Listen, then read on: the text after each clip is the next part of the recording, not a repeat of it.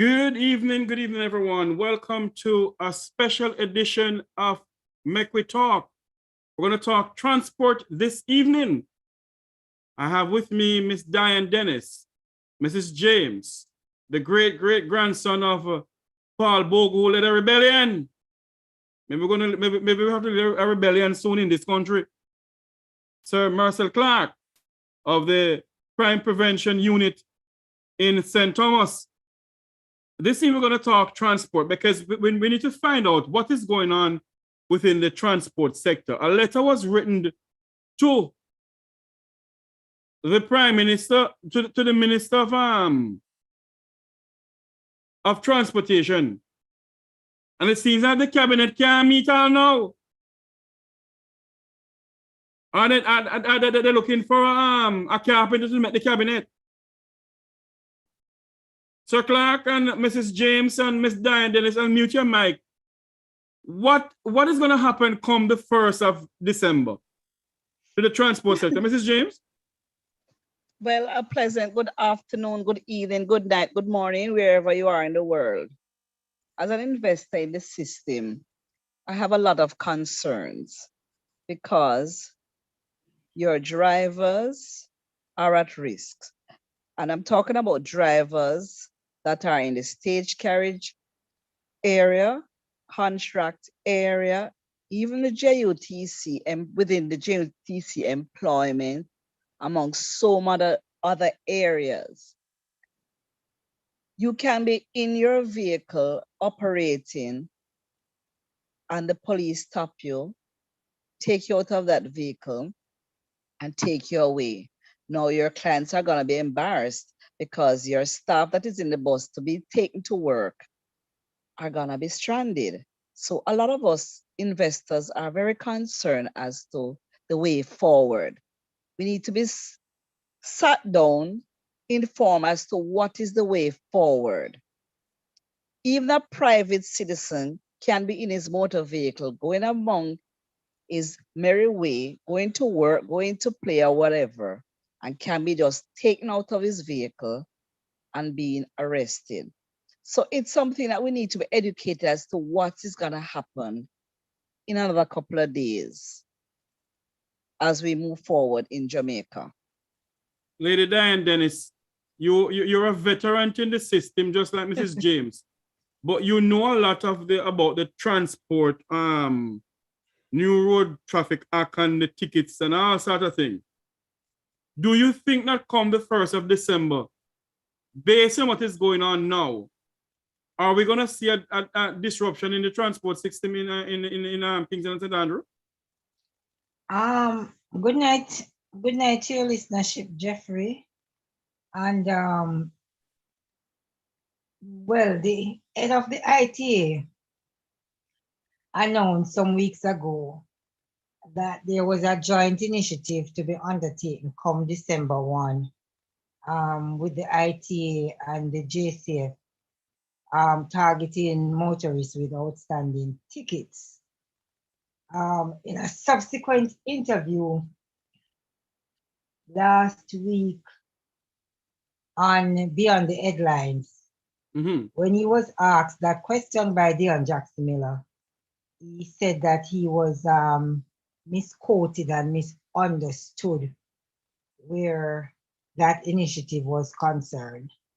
But he had gone to great lengths to explain in his first interview what would happen. And if we are to believe what he said would happen, then as Mrs. James said, it's going to have severe implications for the sector. The fact is, as it is now, the driver could only be removed from the vehicle on a warrant. But now they are saying that if the driver has outstanding tickets, then he will be removed and brought before the courts. Mr. Ear went on to add that with the presence of the ITA, the vehicle that the driver would be removed from would also be checked, and if found to be defective, which is always going to be the case, the plates of that vehicle will be removed. No, this is not just for PPV operators, it's for all operators, but the initiative is really targeting the PPV, who they say has the most outstanding tickets. So it is something that warrants a response, and a fulsome response should have come to the sector already from the cabinet or the Minister of Transport, because the December 1 deadline is just a few days away. But Ms. So Dennis, sector, I have to cut you here. The question that I want to ask Miss Dennis, you're the secretary for the Transport Operators Development Sustainable Services, I think. But yes, I'm the yes, general you're the general secretary. secretary, eh? Mhm. Yes, sir, I am. Okay. Now tell me something now. Between Sir Edgerton Newman and Sir Finnegan of One Voice and Jatu and other people, they come together and write a letter to the minister. And you think that the minister would have the little of respect to say to somebody, or even meet with the transport people that went on strike and nobody speak to the transport sector?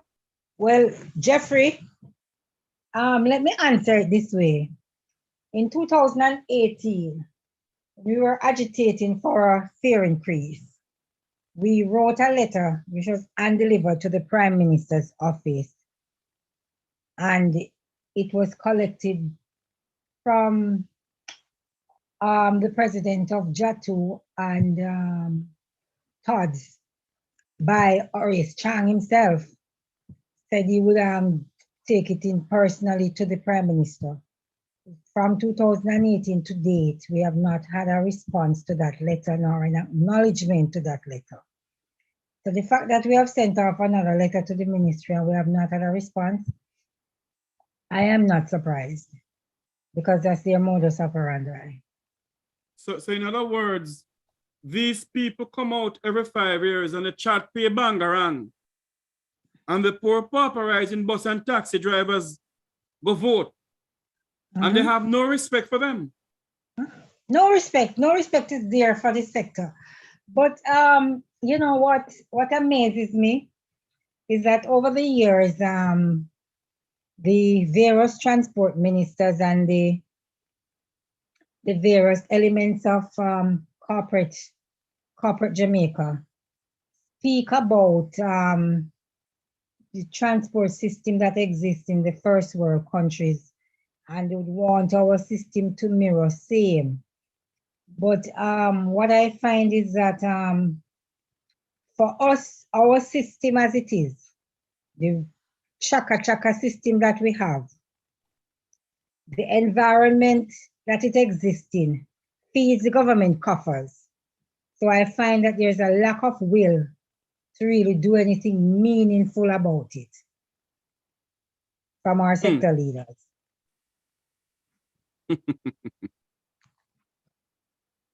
Sir Clark, what is your views on what is going on, sir? Unmute your mic for me. Jeffrey, thank you for having me. Good evening, everybody on the panel and across Jamaica, across the world. Yes. You know, I keep taking a deep breath because I'm just anticipating what the chaos will be in the next couple of days. Is either way, it's going to be chaos. If the transport minister refused to respond to the request, the drivers may withdraw service. If they withdraw service, there's going to be a void. If they continue working and the warrants are executed, there is going to be a void.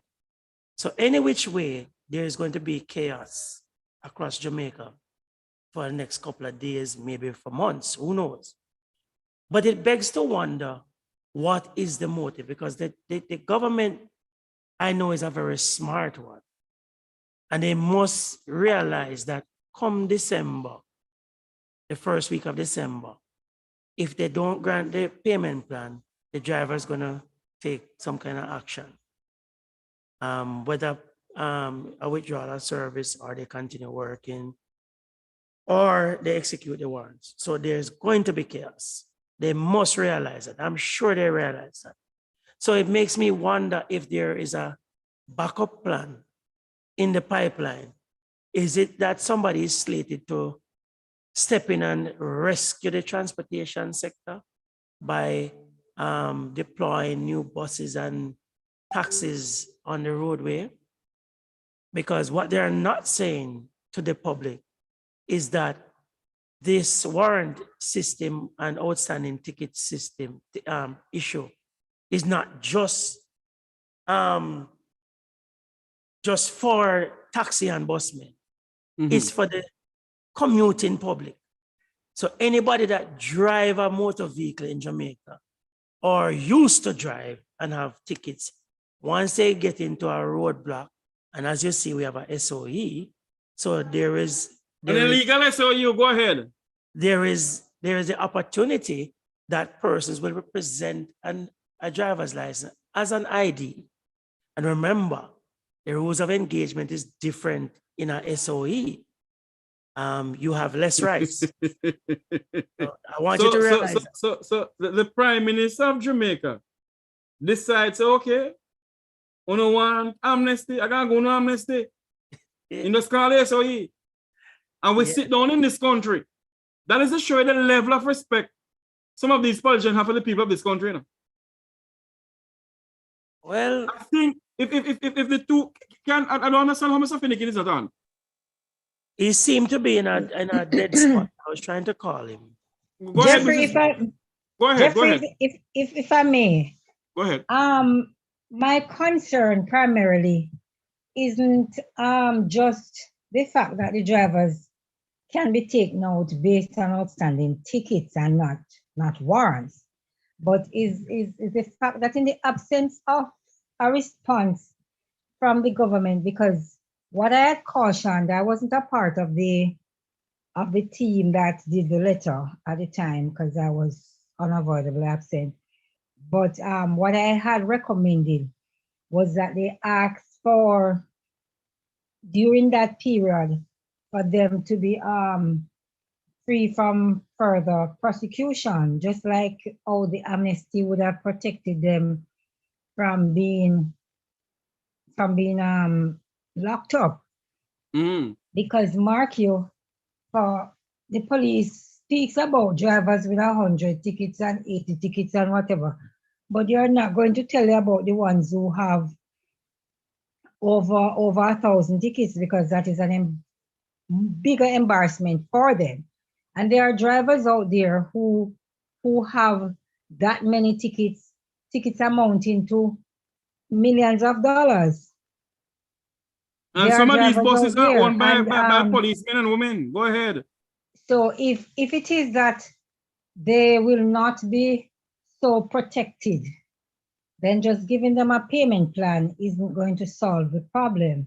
The payment plan has to come with some sort of impunity that prevents them from, that allows them to work during the period so that they can meet the payment demands and not be locked up based on any existing warrants that they would have incurred at that time. So it speaks to a lot of variables that need to come into play. But what I find very strange on the silence coming from the government is that as it is now, if say tomorrow morning the initiative was to roll into operation and these drivers are taken out and taken before the courts and they are unable to pay, what is going to happen to the sector? What is going to happen to those investors who have bank loans? What is going to happen to those investors who have contracts with corporate Jamaica?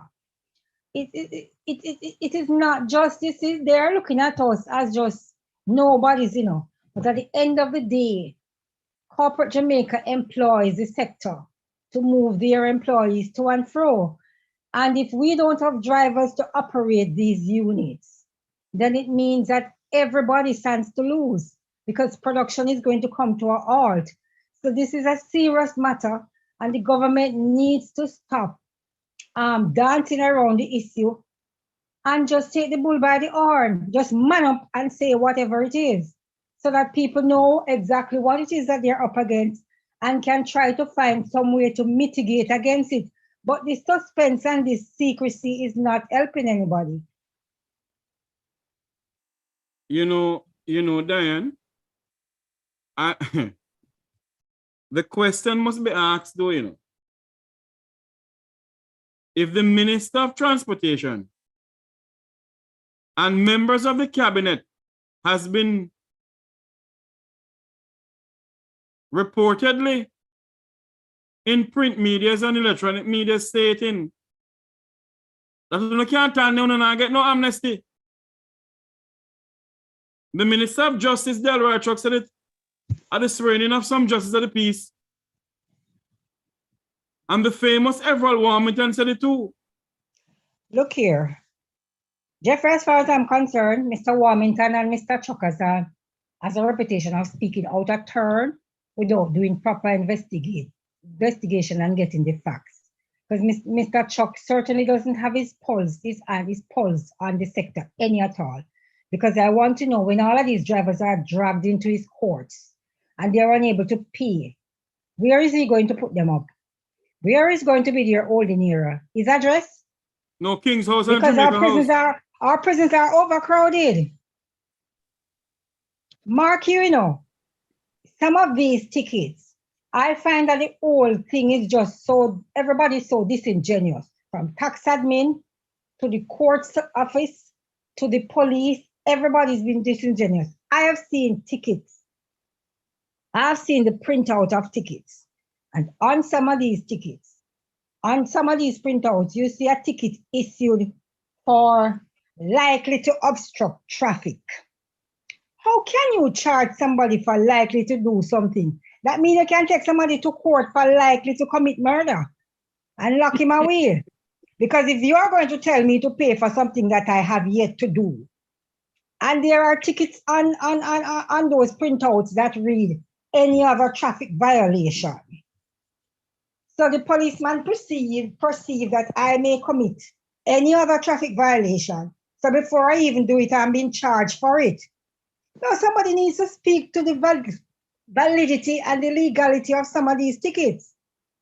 And where such tickets are issued, where have a policeman issuing a ticket for no insurance, which is not a ticketable offense, a ticket for no road license. Those are not ticketable offenses. Those are offenses that the police ought to write you a summons that you take before that you go before the court to answer to the charge. Now, when he issues you a ticket, those tickets cannot be paid in the tax office because there is no code for those tickets because it's not a ticketable offense. So that becomes a ticket that the holder of that ticket has to hold on to that ticket. And those are what the court officers would refer to as spoiled tickets. Those that are now putting those tickets on the system would call spoiled tickets. So everybody needs to come together and realize that they all have a role to play in some of these tickets that have been issued. And some of the people that I hear talking about our drivers are terrible and awful. They need to understand that for any one traffic stop, a PPV driver can get 5, 6, 7 tickets. When a private motorist commits the same offense and is given one and is sent on his merry way. So the disparity in the number of tickets that the PPV operator can accumulate for the day as against a private motorist is very wide. And when people are going to be sitting down and talking on the airwaves and all of this, they need to get the facts. As Jairus would say, get the facts. You don't know the facts, do not come on and blambast the operators and badmouth the sector without the facts. Because when you get the facts and when you know what these operators are up against, I'm not going to tell you that they ought not to have neglected their tickets and they ought not to have tried to do something about them instead of allowing them to accumulate like that. But the question must be asked also, Diane. the government realized that these things has been going on and going on. Why didn't they do something about it? Is not if they do something about it?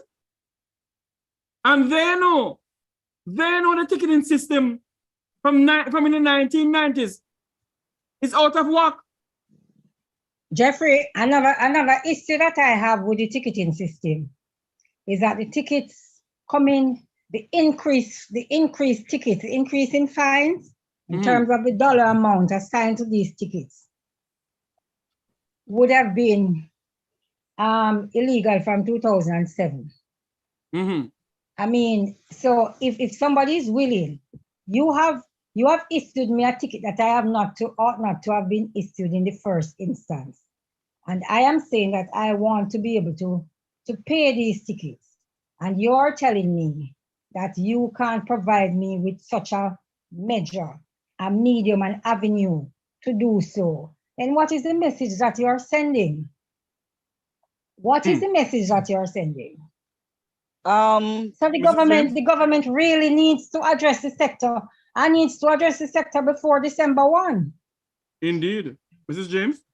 Yes, I wanted to actually remind everyone that there is also a need to look at the transport sector from a point of, we have drivers in the tourism sector, we have drivers that are in the contracted services sector, we have drivers within the JUTC area, amongst so many other areas.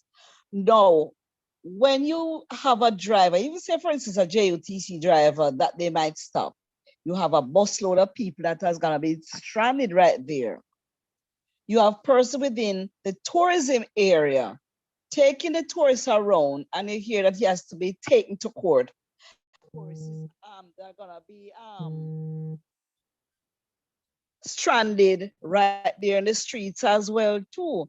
So it's something that we need to sit and look at within a reasonable time, within a forum as to the way forward, because this is a crucial matter that can affect so many areas and so many drivers that we're gonna be bankrupt in the system. No driver is gonna be able to take anyone anywhere. Oh Lord. You know, Mrs. James, Mr. Clark, and Diane. Diane, go ahead. I was just going to play devil's advocate, Jeffrey, because based on what Mrs. James is just outlined, you know, it makes you wonder if there's a plan afoot, as you say, for somebody to come in and save the day. But where even if they had the buses and the taxis and all of those things, where would they be getting the drivers from? But the question must be asked also, Diane. Why did they give out road license to these people if they had other plans? And they know that some of them have tickets and they still give them road license. Mrs. James? Every part of... I'm sorry, I had a call coming in a while ago, so I've missed a little okay, of the go ahead, Diane. Can you repeat that? Part of what is happening is that under the 2018 Act, which will soon be operable, is the fact that persons with outstanding tickets would not be allowed to conduct business with most government or nearly all government entities. You wouldn't be able to buy, you wouldn't be able to fly out of the island. You wouldn't be able to renew your driver's license. You wouldn't be able to license your vehicle or to take out or to get a fitness certificate or anything like that under the new Road Traffic Act if you have these outstanding tickets. So I know that part of the initiative is trying to clean up the system before the act becomes operable. But I find that the way that it is being done is so disingenuous, and it's just unfair to the operators out there, you know. I hear a lot of people sitting on their soapboxes, you know, and berating the sector, but they need to understand that the initiative, the drive, affects all motorists. You know, I have a member of the One Voice on this platform here, but he's coming on, but he's not coming on with the mic. He needs to come on with the mic on the Zoom. You need to come on with the mic because we're not here. Your mic is not on. You need to come on with the mic. I don't have a phone for you to call. So he needs to come on with the mic. I'm wondering if he's having some technical issues because No, there's no technical issues. The internet is working. He needs to press the part, press the mic, and press the mic on it. He's not pressing that part. So call him and let him know for me, please. You know, we sit down in this country, you know, and we try to figure out, or we try to say to ourselves, bus and taxi men drive bad and whatever. And all the bus and taxi men drive bad. You have private people in this country drive as if they're a maniac. You see? And the fact of the matter is, Mr. Clark, can you call this man for me, please? Because he's there talking and nobody not hearing him. yeah, man, I'm calling him. He needs to get on when he go on to press the mic part to come on.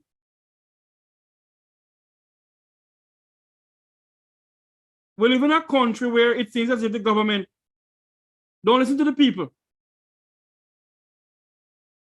And that is why I keep on saying this. Is this a totalitarian country? And you get somebody from the taxi groups them to come on. They promise you they'll come on, nobody coming on. Apart from Diane and Mrs. James. What about some of the presidents? What about Louis Barton and one of them? We need to hear from the government. As what Diane said, we need to hear from the government because come on the 1st of December. Are we gonna have a problem? Huh? There you go now. Oh, You're yes, live on here. yes. Hold on to me one voice. You're live on here. Yes. Welcome. Good night, Good night to you, everyone. sir. What is it? What is going on? On hear anything from the transport minister? Well, we will never will, you know, sir. No. Why you say you never will? Well, apparently, we were introduced to a payment plan, and No. we You were produced asked for a payment. No. You're asking for Yes. a payment plan. No, we were introduced to a payment plan By the after government? the withdrawal of service. Okay. And what happened after And that? they were supposed to have a press conference to speak to the issues within the sector. Mhm. What happened from the press conference was the SOE, and that is approved to engage in specific activities. That is the design for the SOE, you know. So To hold on here. Let me engage ask a question. Hold on here one life. activities. Let me ask a question. Come December 1st, what is the plan of the sector? Well, the plan of the sector, I can't speak on behalf of the sector, you know. The sector have to speak on behalf of itself, you know, sir. But okay, let me rephrase the question. Come December 1st, what is your plan? Well, my plan is to stay at home, you know. I'm not going no road. I'm not going no road. We're faced with a problem in this country. We're faced with a serious problem in this country. Because JUTC alone can't manage Kingston and St. Andrew and St. Catherine and all over. But Jeffrey, Diane, right, Dennis, go ahead. right Well, now there are drivers. Hold Right on now to me there one are line. Go ahead, drivers. Diane. Right now there are drivers who are already staying at home, and what bothers me is that on Dion Jackson Miller's Beyond the Headlines program last week, Wednesday, when Mr. Ear was asked about the December 1 initiative, he tried to dodge the question by saying that he was misunderstood and he was misquoted, but he still has not said definitively that the initiative will not take place December 1, but will start December 10th or won't start any at all. So because of that uncertainty that exists, and because of his previous proclamations to the sector that I'm going to be locking up people for outstanding tickets and all of these things, then what he has done is to drive the fear of God inside the drivers. So nobody wants to go to jail. So what is going to happen is that a lot of vehicles are going to be parked. Now, when these vehicles are parked, as Mrs. James is pointing out, it affects several areas of our economy. Tourism is going to be affected. The contract carriages that moves children and moves staffers and all of these things are going to be affected. So productivity is going to eventually grind to an halt. So I cannot understand for the life of me this silence from the Minister of Transport and the silence from the government as a whole. I cannot, because they need to understand that the transport sector is the lifeblood of the economy. Without the transport sector, everything grinds to a halt. And so it is time enough that the government gives the sector the recognition that it rightly deserves. We ought not to be begging. This is not a favor thing. You know, this is not a favor thing. And respective governments have treated us with disdain. I find that for the most part, the appointees to the sector as ministers, they are clueless and most of them think themselves above us. Who was Bob Montague in that regard? Because he treated us as investors. For the most part, what Diane, you're breaking up. You're breaking up, Diane. I think you move from where you are. Diane? Diane, you're breaking up. I can hardly hear you. Yeah, Jeffrey? You're breaking up. I think you're moving from where you were earlier on. You move?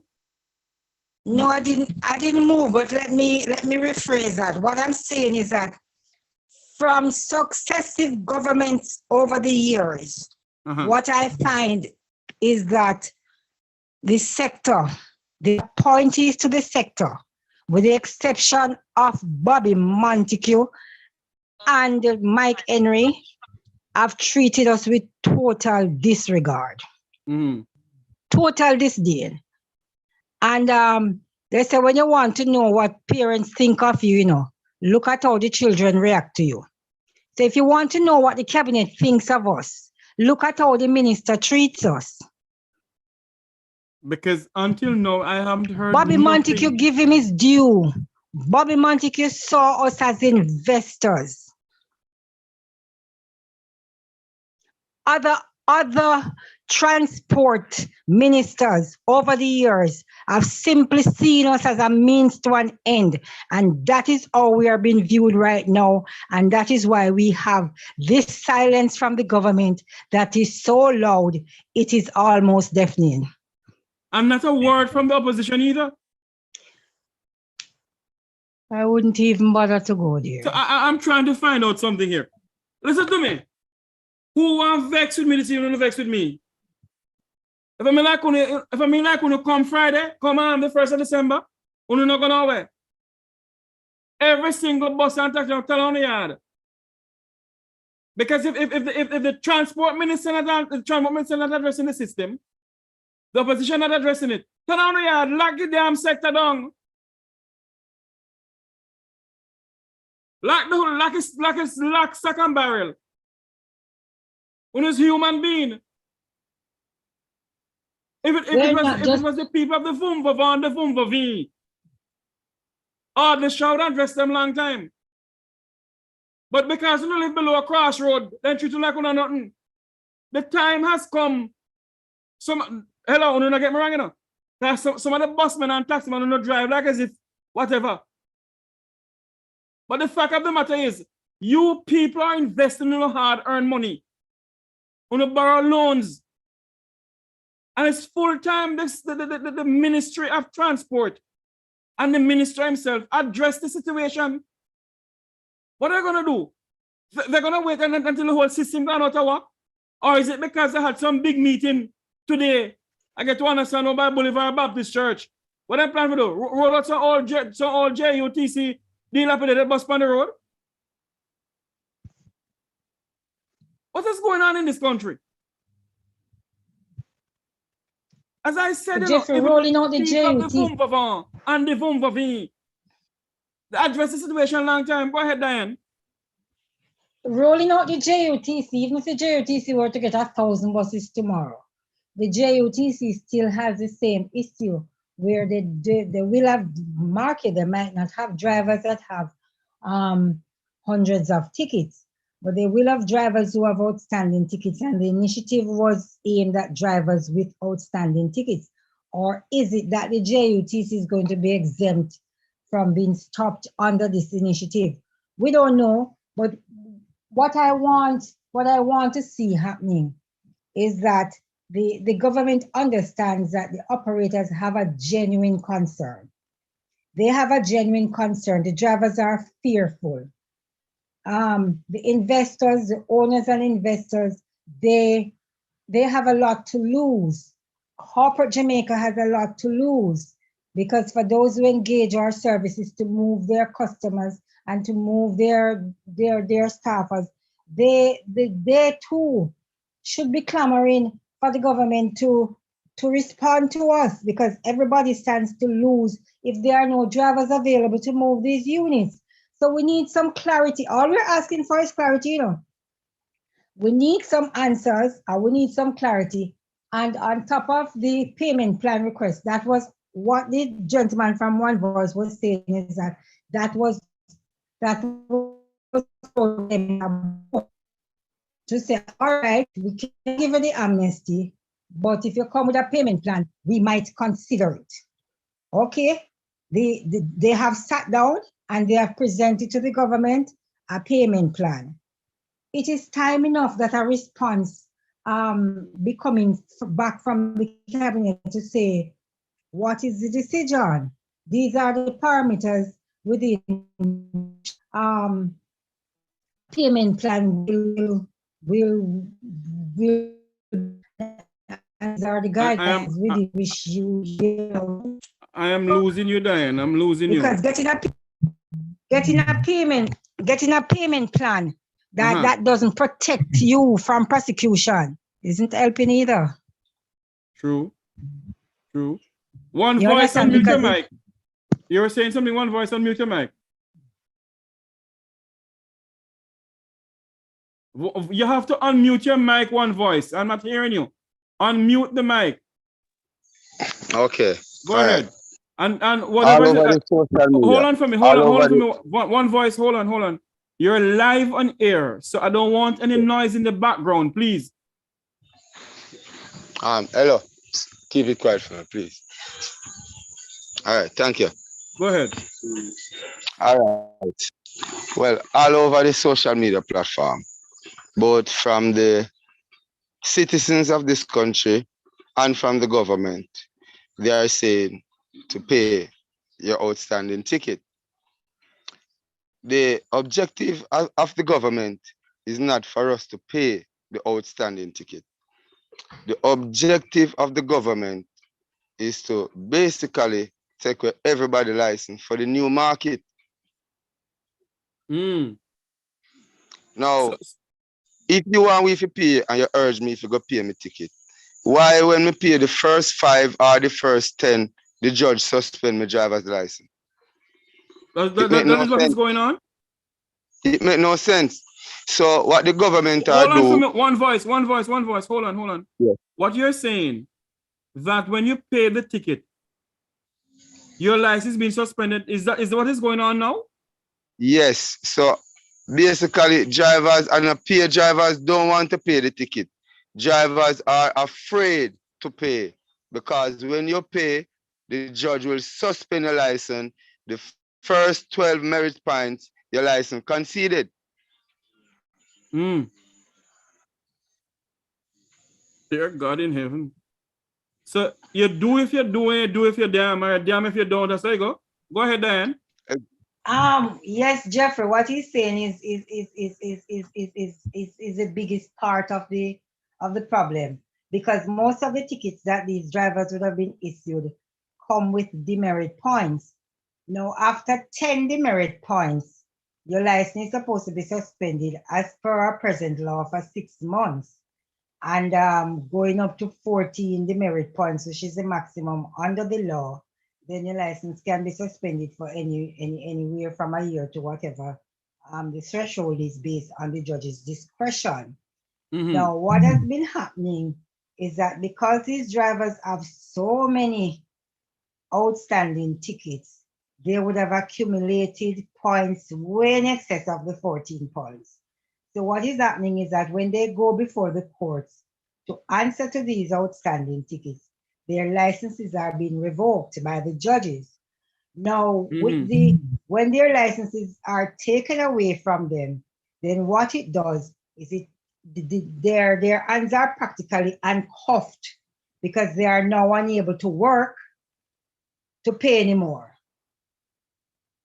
because the licenses will have been suspended for a very long period. So it is a genuine concern. And that is what I meant when I said that a payment plan that does not protect them from further prosecution will not help any at all.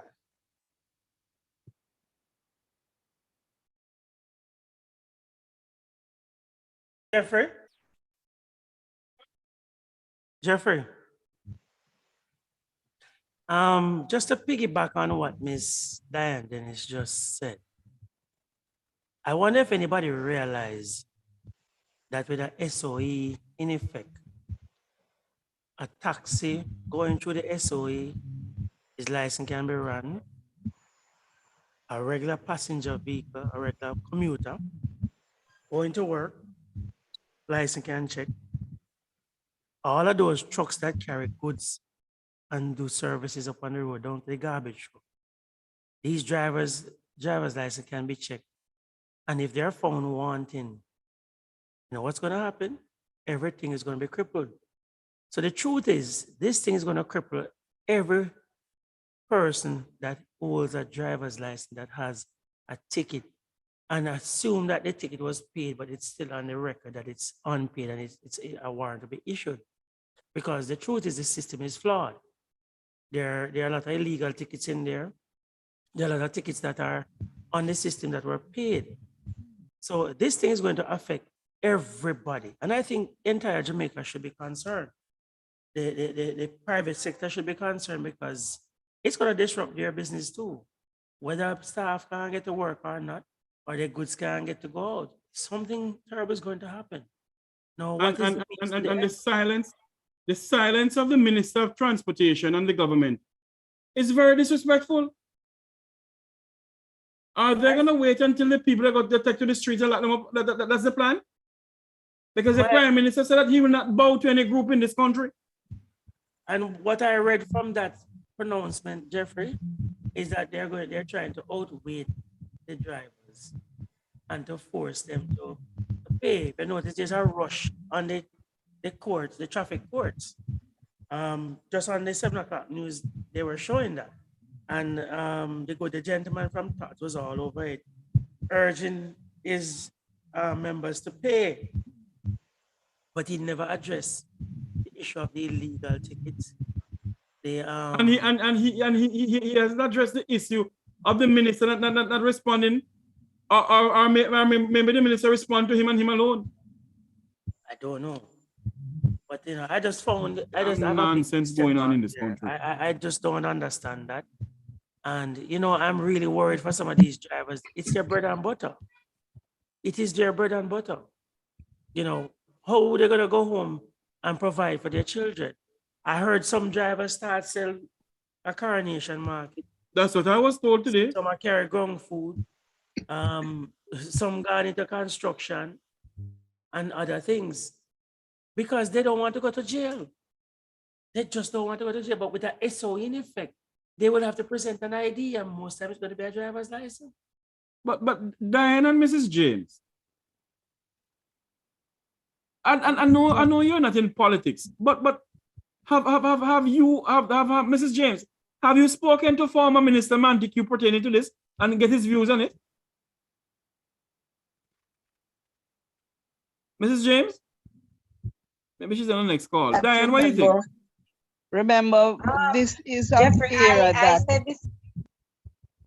Hold on, This is an there, era Diane. that- Go ahead, Mrs. James. This is an era that is really monitored by Minister Shaw, because this is his ministry. True. And MP Mr. Hutchinson. So they have the last say on matters of this nature. So it's just a matter of us sitting now and talking to each other, the investors and the ministry, as to the way forward. And as I remember saying again, the Ministry of Tourism is also going to be affected. This is an economy that is going to be fed by the fuel stations that are going to be affected as well too. So we need to sit and talk. Diane, go ahead for me. And Sir Clark, can you get Mr. Finnegan on the line for me, please? Diane, go ahead. No, as Mrs. James has said it, but that's why I'm saying they need to come back to us before Thursday. I've heard something by now, so that if whatever it is that they have to say doesn't sit well with the sector, then there can be a further meeting of the minds. But you see, this reminds me of 2014, 2015, when we were asked to do an income and expenditure report, when we asked for a fare increase by the then transport minister of the day. And having done that, we got we didn't get the what was rightly due to us. And then the JUTC was allowed to use double bubble. Diane, I don't know if it's the internet, but you're breaking up, Diane. Lady Dennis? Yes, sir. You're breaking up. I couldn't hear you a while ago. I have to repeat it. I couldn't hear you a while ago. Let me change my location. If you're just joining us, we're listening from around the world in the Eastern Caribbean. If you're just joining us, we're talking about transport, the disrespect by the minister and the government of this country to the transport sector. They have written a letter to them for over 2 or 3 weeks now, and no one has responded. I'm speaking to Diane Dennis, General Secretary of the Transport Operators Development Sustainable Services, Mrs. James, an investor, and One Life, who is an investor also, One Voice rather, who is an investor also, and Sir Clark. So the question to be asked, Diane Dennis, is this: if the minister hasn't responded to the transport sector, he hasn't said anything to the transport sector, nobody going to Parliament. There's a press conference was held.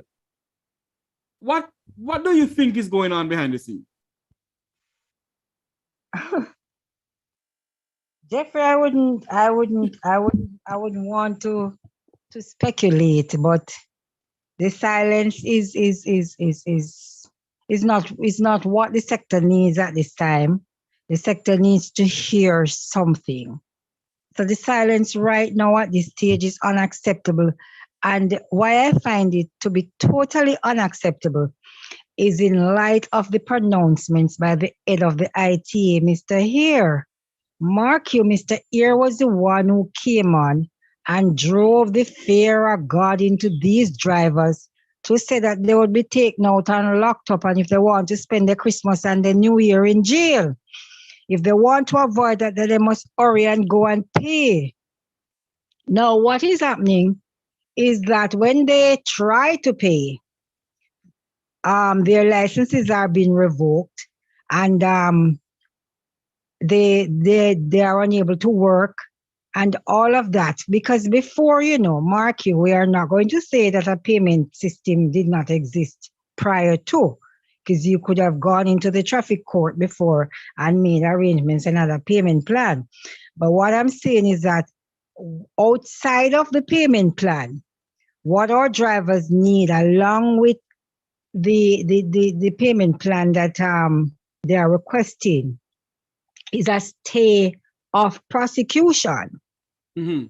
So what it means is that, as with the amnesty, they couldn't be taken up on a warrant or something like that. But then again, what Marcel has been saying, because of the SOEs that exist in so many of our parishes, then our drivers can be caught up in a traffic stop at these various checkpoints. Their licenses are run, and you see them having warrants or having these outstanding tickets, and they can be detained for so long without charge. Now, all of these things, knowing all of these things, it means that our drivers are fearful, they are restive, and as it is, with any business, the investors too are worried, because if you have a business and no worker turns up to do what it is that they have been employed to do, then therein lies the dilemma. And the dilemma is not just for the investors who won't be able to find drivers to move these buses, but for the various sectors that will be so affected. It's not just tourism, because it goes for any driver. So the man who is all in cement from Kingston to Montego Bay can also be stopped and taken out of his vehicle. So what I would want to see is, just like how the private sector came out the other day when the strike action was on, to say how much money they had lost because the visa production grinded so slowly over the 2 days of the strike. I want them to also put pressure on the government that they need to speak to the sector. Fix the problem. We as a people, we are too reactive and we need to be proactive. So if you can stop it before plug the hole, before the dam bursts, then that is what we. But it seems as if the government want the dam, not the dam, the dam to be burst. Wildlife, unmute your mic. Yes, Well, what is, good night. go again, Good Wildlife, night. yes. Good night, Mr. Jefferson. As most Jamaican don't really aware, the government of Jamaica is pushing the cashless system, right? And the cashless system now is really enforced by the new driver app that is going about, which is What driver Uber, app? driver, etc. So What it's driver a app? new Hold on, market. Wildlife, hold on, listen to me. What driver app you talking about? I'm talking about Uber, InDriver, and the other apps that are operating in Jamaica legally without a PPV license, without a PPV insurance, without any authority from Transport Authority at all. They are operating legally in this island in Jamaica, and the government know about it. And that is the new market that the government want to embark in. So that's why they are revoking all driver's license. But Diane, you know, I can say what you're saying is a lie or is it true? Or is it true? But what I am here, Sir Clark, unmute your mic for me and come in here. Based on what you're saying to me now, one lie. One voice rather. I might call you one lie. One voice. If something goes up, that means if they're revoking your driver's license based on, say, your outstanding ticket, but based on Uber coming into Jamaica. So, Sir Clark, that means that Uber soon take over Jamaica then? Sir Jeffrey, I think I need to correct what you just said. Uber Uber is already here. operating in the island, and they have in-driver operating in the island. Oh, yeah, I have okay. other mobile apps that are interested and are going to invest heavily in the sector. Okay. Hold on for me, one voice.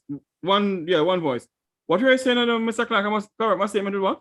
I'm saying that you're saying that when Uber come, Uber is here. Oh, Lord. And I remember the minister told me that he ran them out of his office. And then all of a sudden I heard Uber was launched and Uber was doing business. And the question, it begs to ask the question, they're not using red plate, they're not registered with Transport Authority and all of those entities are carrying that type of insurance. So the general public is riding with an unsafe vehicle. Let's look at it that way. An unregistered vehicle, unregistered drivers, because they don't have badge, they don't have PPV on their license, or they may do, but they don't have red plate on their car. And we're gonna see a spike in abductions or missing persons if Uber continue to operate like this unregulated or any other platform that is being used. But I just wanted to share something that somebody shared with me today. This gentleman is a prominent businessman. From father coming down. He's also a lay preacher, musician, and businessman. And he told me that a couple years ago, he was stopped in a dragnet in Bull Bay, and they ran his license and said he had a warrant. He had outstanding tickets and he had a warrant. He was placed into the police station in a holding cell. Then they were transported to Central. And he said he was in a cell with just standing stiff with the hands beside him. And there were lawyers, doctors, and you name it, in that group that went in for the same issue. And when he went through the whole channel and he went to Elliston Road, they could not find his name in the system. So how they lock him up for? But he had paid the ticket, but they said he had a warrant. So there was a warrant, but there's no ticket in the system because he had actually paid it.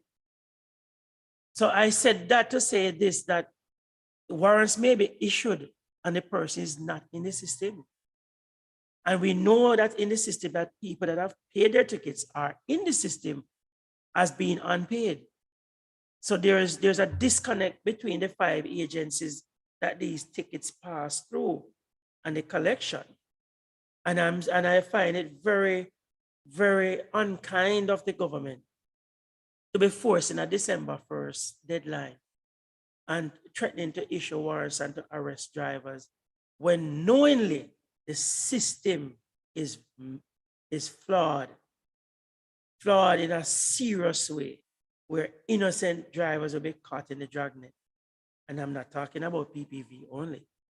I'm talking about even the garbage truck, man, the cesspool, man, the tanker driver, the gas tanker driver. You know what's going to happen? Gas stations going to sell less gas, supermarket going to sell less food, or they can't have food to sell. Everything's going to be affected. And they don't realize that drivers are an essential service. Sorry, in Jamaica. And I'm begging the government to rethink this one. I'm begging the government to entertain a reasonable payment plan without suspension of license or persons being arrested. I think they should really offer them, don't charge them, don't issue any points against the license and all of that.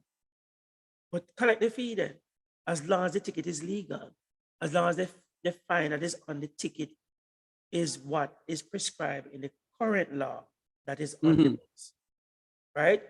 I think they really need to do that. And I don't see what is so hard in doing that. I really don't. But maybe Miss Dennis or Miss James can speak to that. Maybe Wildlife can tell me. We're waiting retired SSP Radcliffe Lewis to come in also. He's gonna come on? Yes, but he's caught up in a personal matter. He's wrapping that up to come on. Okay. I'm not getting Reverend Finnegan though. Can you get through to Diane?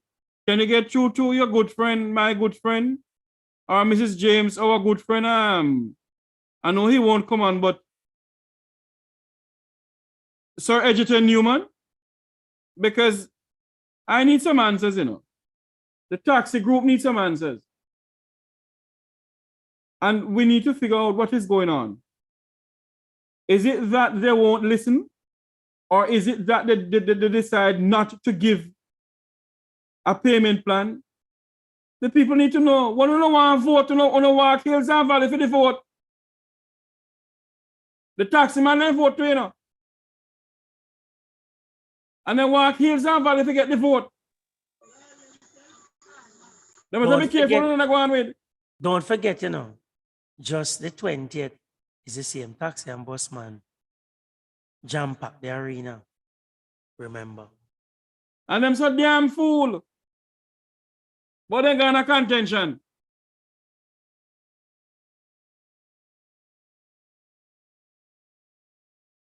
What is next in this country? Zo, zo, zi, za, za, za, zoom, za, za, za, za, zoom.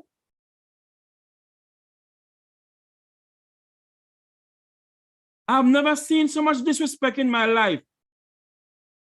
The bus and taxi operators send a letter to the Prime Minister of this country and to the Minister of Transport, and not a word in English. Not a word in English from nobody. Correction, sir. Go ahead. We send a number of letters, not just one or two. It is not the first. We're trying to get attention for the sector. It's not the second, it's not the third, it's not the fourth. But the only time the government answer for a short period of time is when you withdraw your service. So maybe we have now withdrawn the service again. Well, as Bob Marley said, we're not back there against the wall. What are you going to do? God help this country, you know, because if it continue like this, go ahead, Sir Clark. Sir Wildlife, let me just ask this question. If come December 1st, I asked him the same question. And there is this widespread arrest of drivers, what would you say to your fellow drivers as a course of action? Or how would you address them? Sir Clark, we need to see your face, too, man. Well, sir. Well, what I'm imploring to all drivers who know you have outstanding ticket. I don't know if you remember the phrase. Stay at home. And a matter of fact, to all the warrant go now, honestly, anywhere the police can identify you, same have a warrant for you. So whether you wash the car, whether you're there on the farm, whether you're there on a construction site, or you're there in a bar or drink, anywhere the police identify you as a person who has a warrant for, you can be and you will be arrested. So Wildlife, you sound like you hang on SSP Lewis too much because you sound just like him. Diane, go ahead. Hold on for me, Diane. Sir. Go ahead. What Mr. Williams just said, Mr. Williams on One Voice just said is important. And what is happening too is that what they are doing now is that they are sending the warrants to the police division based on the driver's addresses on their driver's license. So a driver may have an address that say Manchester, Mandeville, Manchester. So he may check with traffic HQ and hear that there's no warrant there, but his warrant has been sent to Manchester. But what is happening is that for a lot of these country addresses, in the absence of street names and street numbers, the warrants cannot be served. So the warrants are sitting in these divisions. A lot of time drivers here, they have a number of outstanding tickets and no warrants. It doesn't mean that a warrant doesn't exist for you. It probably means that where you are presently operating, the warrant is not there. So there is a very real and present danger of being locked up. But one of the gravest concerns is that in the places where the SOEs now presently exist, what happens when you drive up to a checkpoint, for argument's sake, and my license is run by the police who are there, and they find that I have 900 and odd tickets. They might not in any warrant, but I could then be detained under that SOE for 120 days without charge. So these are very grave concerns, and I cannot for the life of me understand why there is this silence on this issue. It is something that needs a meeting of the minds. So it cannot be an all-out thing that everybody is going to pay a bully and to see who is the bigger bully, because that is what is happening. You understand? The operators withdrew their service, and rightly so, because that's their right, their constitutional right. And in response, the government is saying, all right, they try to shut down my economy, meaning no discussion with you. The government cannot take that high-handed approach because the transport sector is the lifeblood of the economy. Understand? So you can't fight fire with fire, because if you do that, then everybody end up in the ashes. And if it is that they are going to continue to treat this matter with the disdain that is presently being treated with, then it means that it will have serious implications for the economy as a whole, because there will be no drivers out there to drive anything. So whether it's going to be a truck transporting cement, or one taking people from Sandals, or one taking people from Wisink or wherever it may be, our workers being unable to move around freely because of a lack of transportation, Diane. Going to be crippled. Diane. Yes, Jeffrey. How many members of parliament sit in the House of Parliament? Jeffrey, I don't know. That's a question, Diane. Jeffrey. You're talking to the no drivers? Then the 62 of them can't drive. 63 of them can't drive, Jeffrey, but they might have no PPV license. Then hold on there. If them can breach the constitution and the law of the land, what you expect? They might not have a carrier's license, or they might not have a PPV license. You understand? They might, because remember, I was pointing out the other day that operating contrary, a lot of people like to think that it's just the bus and the taxi man that can be so charged for operating contrary, but it is any vehicle that operates with a road license. So the man with the green plate can also be charged for operating contrary to the terms and conditions of his license. When we speak about the operating contrary and the fact that we are being and all of that, nobody cares, nobody listens.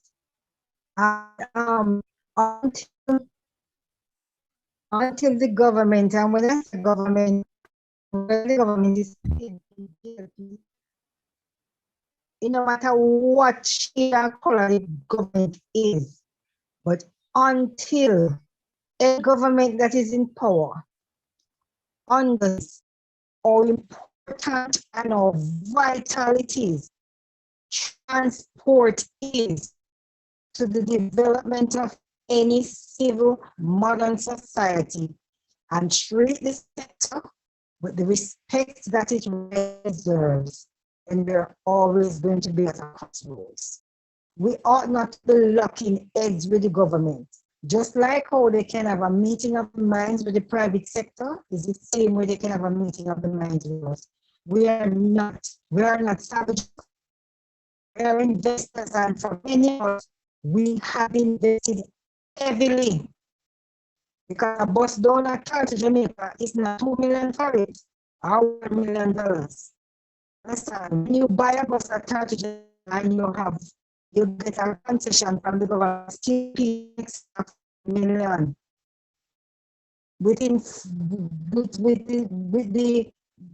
oversubscription of the US dollar, but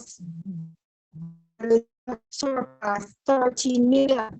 Now, when an operator investor takes out a bank loan and runs into arrears because he has no job units account and he develops bad credit as a result. I mean, the ripple effects of the thing is far reaching. And remember too, that government does nothing to help the sector. They wouldn't even encourage the bank to extend a line of credit so that vehicles can be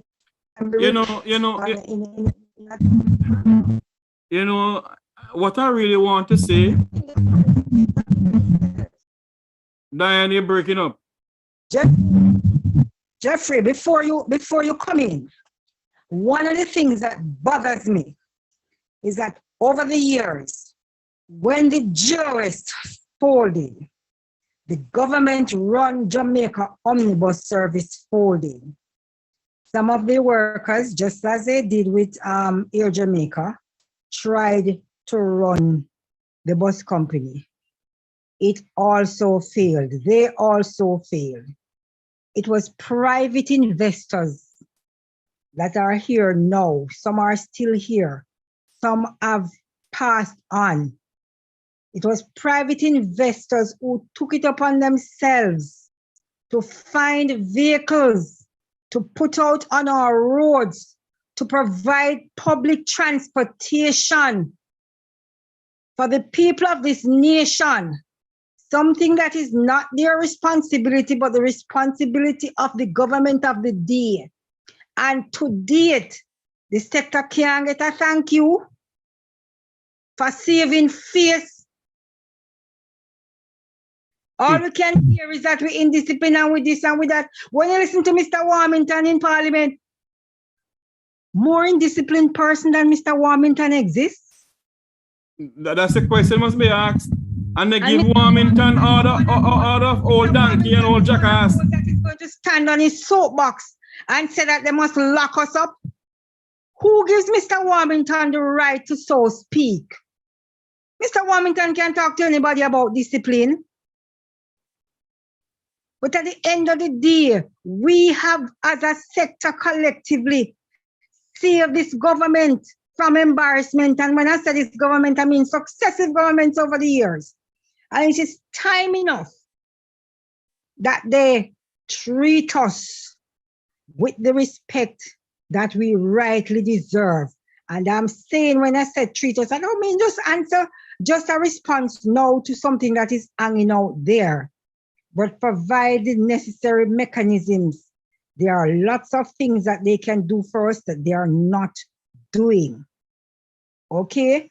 And they need to recognize that we are investors. When you take a bus and put out on the road that value 13 million, and you take it up and you give it to somebody that you don't know from Adam to drive, that's a hell of a risk that none of our politicians are prepared to take. And when they do, they hide behind pseudonyms and they hide behind other investors in this sector. and they just need to man up and do what it is that they need to do. And outside of that, then the sector needs to understand that we have an investment, we have a legacy that we need to protect, and we need to do everything to protect it. So we need to have a meeting of all the relevant agencies, because I have a problem with a driver having 40-year ticket that's likely to obstruct traffic or any other traffic violation. You cannot take a man to court and lock him up and charge him for likely to commit murder. So how is it that a bus driver and a taxi driver can get a ticket for likely to obstruct traffic? Is it I'm obstructing traffic or not obstructing the traffic? Those tickets, nobody should be forced to pay them. And if the people are saying, okay, we want to get rid of them and we want to have a clean slate, then sit down and work something out. But it cannot be that you just ignore and hope that will go away. And using bullyism and danmanism to address the system. And going, and I mean, I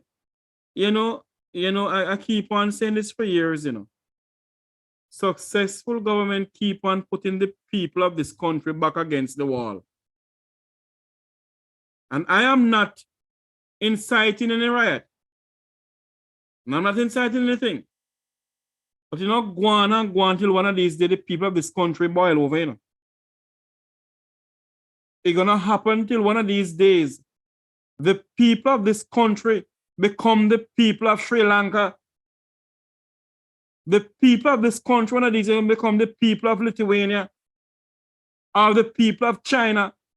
You hear what they're calling in China for Xi Jinping to step down? A communist government.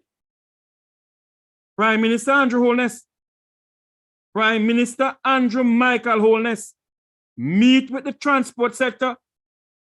You cannot use danmanism and bullyism to solve this situation, sir. They admit the fact that, yes, they have outstanding tickets. But good God Almighty, man, when you want to vote, you take off all the boot and cross the Matabele River. You all across the Jordan River to get the vote. Treat us with respect. It cannot continue like this in this country, where we put elected leaders in and they refuse to talk to us. The time has come that we must tell the government of this country that we put them there. They ask for a vote and we give them the vote. So why is it that they can't speak to us? And members of the transport sector need answers.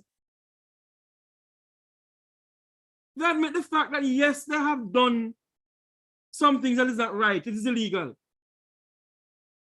When Warmington cussed some people some bad word, he wasn't locked up. When Warmington showed the members of the press and stick up his finger, was he locked up?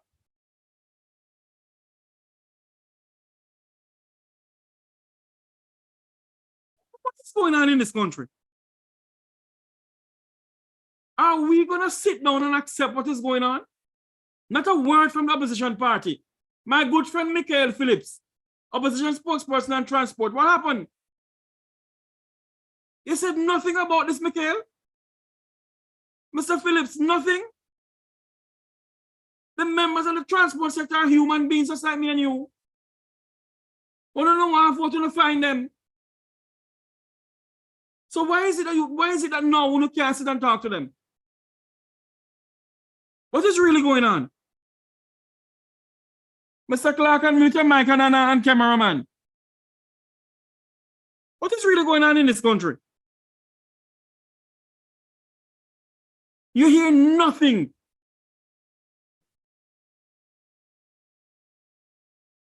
You hear nothing from when? How long shall the people continue suffering on the hands of politicians.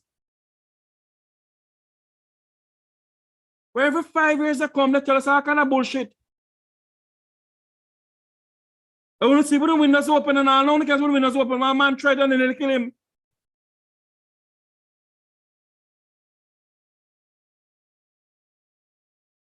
That's why I tell you something, you know. You see me? I am not a member of any political party in this country, you know. And will not be a member of any political party in this country. Because no better barrel, no better herring. The two of them need to go down, roll down Spiritual Hill.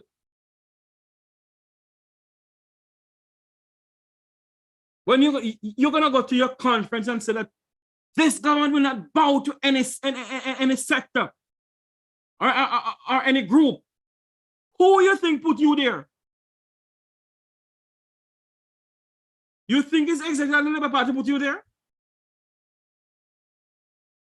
Somewhere within the Constitution, the people have a fundamental right to exercise a right to demonstrate or whatever they want to do peacefully.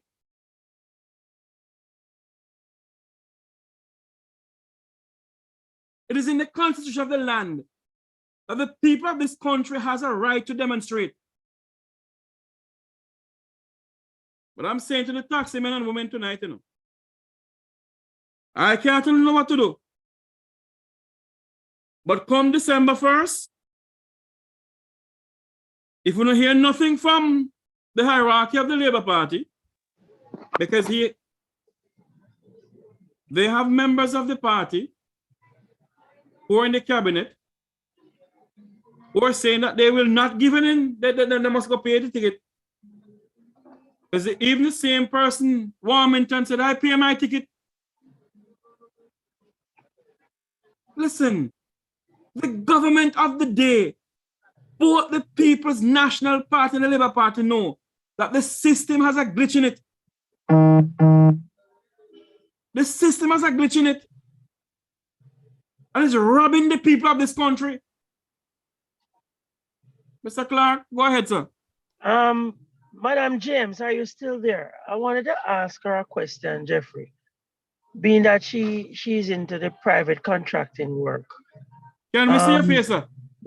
Yeah. I'm traveling, you know, so it cannot. Oh, you're traveling. Oh, okay. Yeah. You're traveling to Jamaica land, Jamaica House. You're going, you know. Yes, I wanted to ask her, what if half of our drivers are taken in by a warrant and they lose their license? What is her contingency plan? What will she have to do then to maintain her business? You know, I would love to hear a response to that. Madam James, are you there?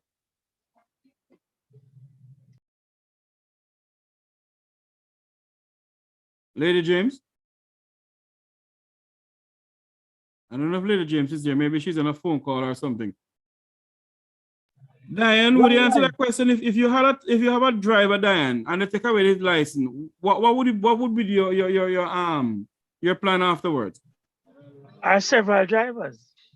Jeffrey, as it is now, there's a severe driver shortage. Mama. So if it is that the few remaining drivers that are out there are going to be locked away and have their licenses revoked, then there'll be nobody out there to drive these units.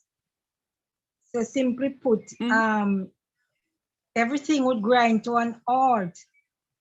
To a halt. There will be nobody, because mark you, even if you're an investor and you can drive and you have a PDB license, you can only drive one unit. And what about the operator who has several units to move and have?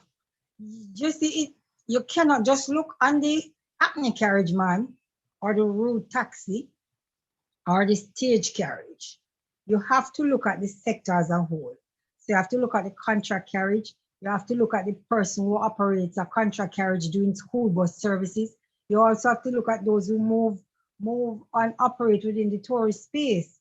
You have to look at the general contractors or haulage contractors and all of these persons.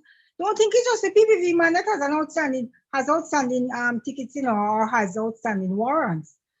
So if it is that this initiative is going to take place, then even if you have one warrant for a ticket from way back when, it simply means that you will be so affected. Yes. So there is really no contingency plan for something of this magnitude, Jeffrey. So the government need me to will and come again. We need answers. We need clarity. But may I ask this other question?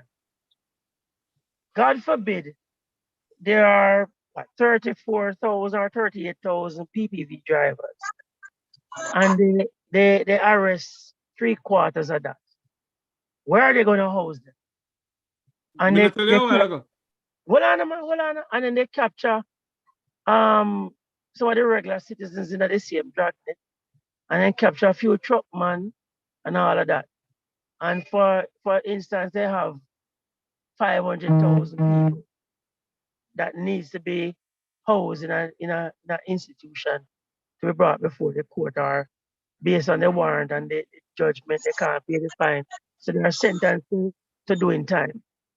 Is this a means to lobby for the UK prison that was offered to us?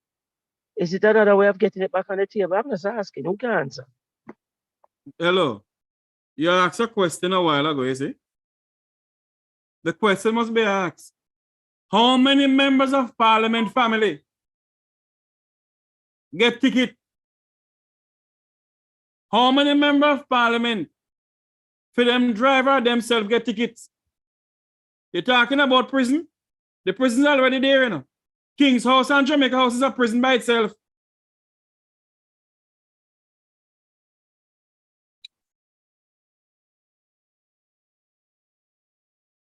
Hello. You see, if we don't wake up in this country, ladies and gentlemen, our corner not dark in this country, you know. You see what they did? They put in a state of emergency to shut us up. To shut the sector up. Then members of the cabinet come out and say, "Look at an amnesty."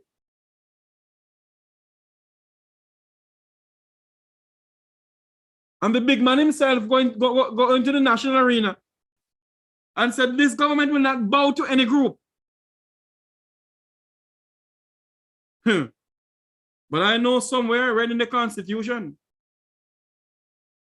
that the people has a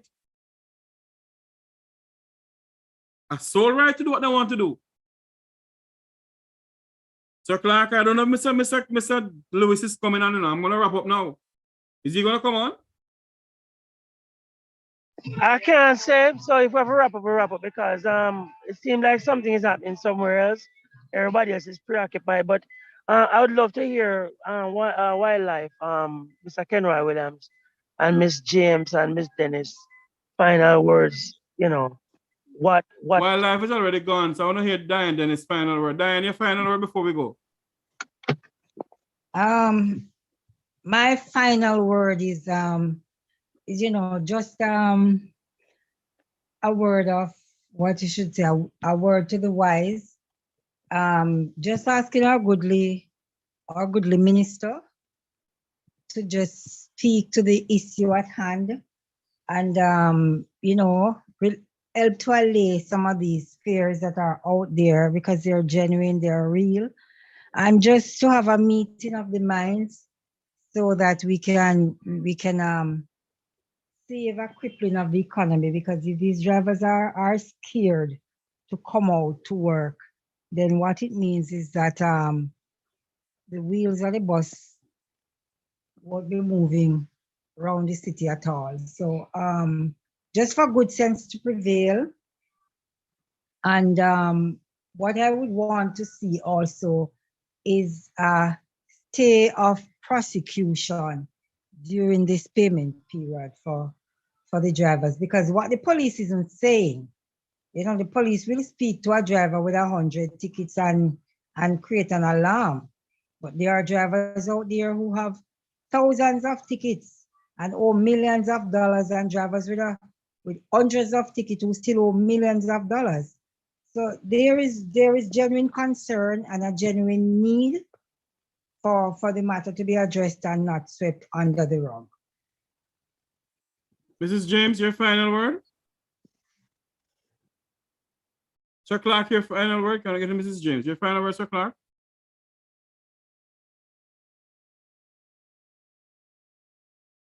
Mr. Clark, your final word? Yeah, Well? sorry about that. I was having some issue with the instrument. My final words, you know, I am not expecting anything good because, as I said earlier, whether the warrants are executed, there'll be a shortage of drivers and vehicles. And if they go into the court trying to pay them, there'll still be a shortage of drivers and vehicles. So to what end? What is the end result? I'm only seeing a chaotic state of things, and it worries me. And you know, it's gonna breed more crime. Because when you force these drivers to go back in hiding and start to, you know, get engaged in idleness, they will find work for idle hands. I am really nervous, Sir Jeffrey and fellow panelists. I am really nervous what will unfold the next couple of days. I am begging the government, please let good sense prevail. Address the issue. Find a medium ground. Create a payment plan that is reasonable on a needs basis. That's one broad brush thing, because as Ms. Dennis was saying, that some persons may have a lot more tickets than some, and some may owe a vast amount of money based on the type of tickets they got. So let there be a payment plan on a needs to basis, and also that there be no execution of warrants, and that there be no points being deducted, which can are suspension of license. Let's take payment for the legal tickets, the tickets that are legal, tickets that are not what you call it. She missed Dennis was to give us a name for the tickets that they're just not chargeable. Um, you know, and for those tickets that are already paid, differentiate those, and also, you know, correct whatever glitches are in the system. I think then the government will be seen in a better light by the sector that they're credible. Coming to execute warrants on a flawed system, it worries me. It makes me wonder what corners are being cut with the rights and the freedom of the people of this country. God bless them. Don't you see it? We don't see what's going on in this country. I see what is going on, but I'm just saying I just can't understand it. And we're in a modern time, and we're supposed to be in a democratic society. So You know, to what I'm going to end? say this, you know. Thank you so much, Sir Clark. I'm going to say this, and let me make something clear this afternoon or this evening or tonight or whatever. Wherever you're watching from around the world in the Eastern Caribbean, let me make something clear right now. I am not a member of any political party, but I believe if it was the former Prime Minister of this country, Portia Lucretia Simpson Miller, should have met with the transport sector already.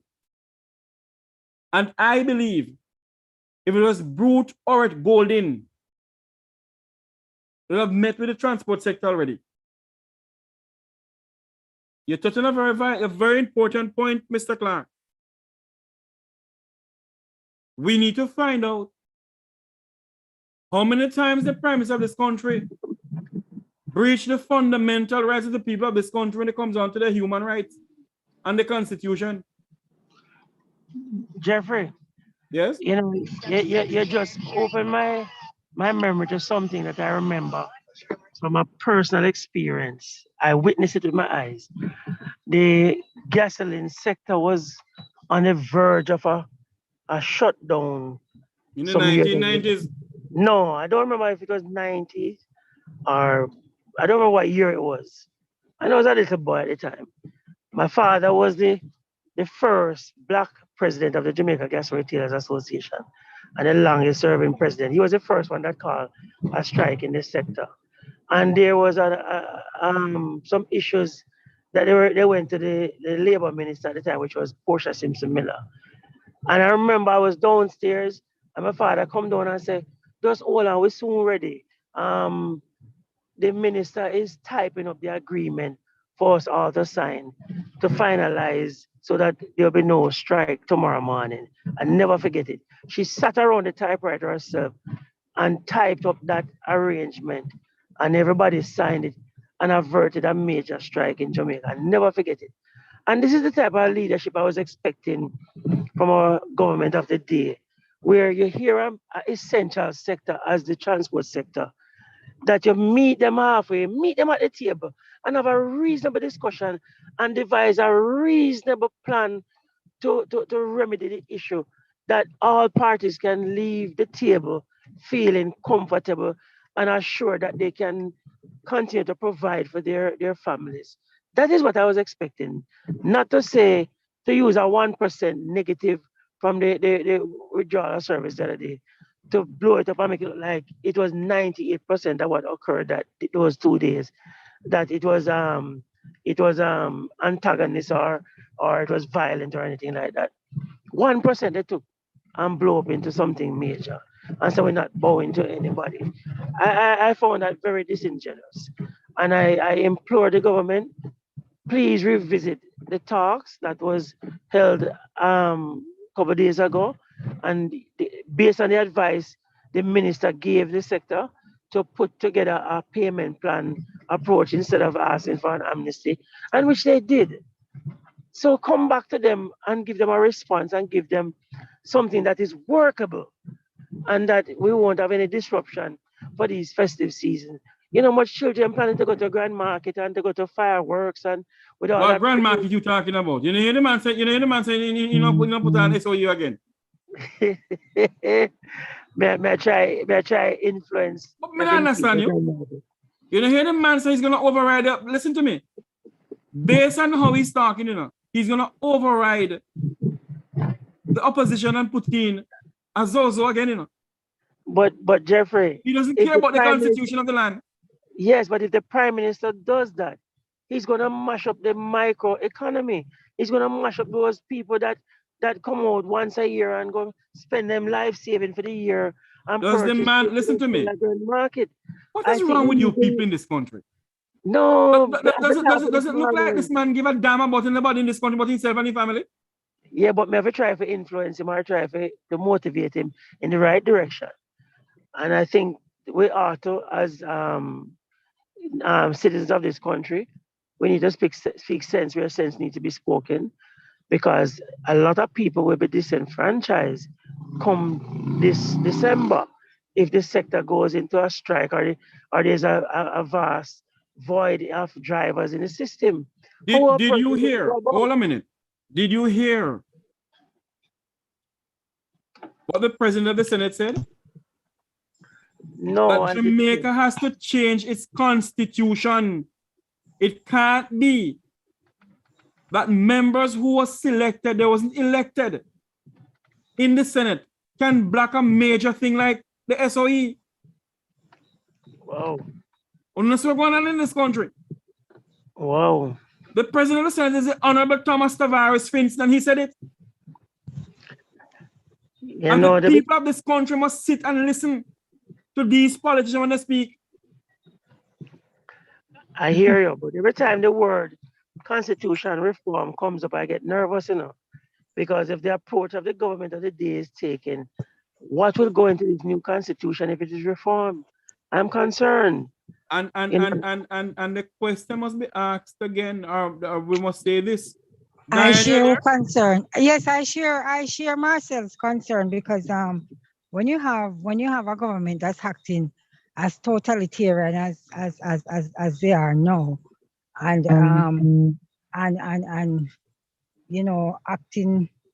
acting as God in people's lives and with people's livelihood, then when you think of constitution reform, you wonder what it is that is going to be placed on the table. What are those reforms going to look and sound like?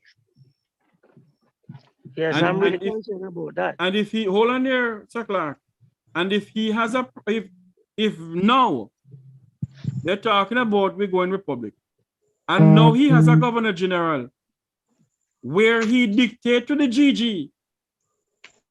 And the constitution states that the GG is the head of state of this country.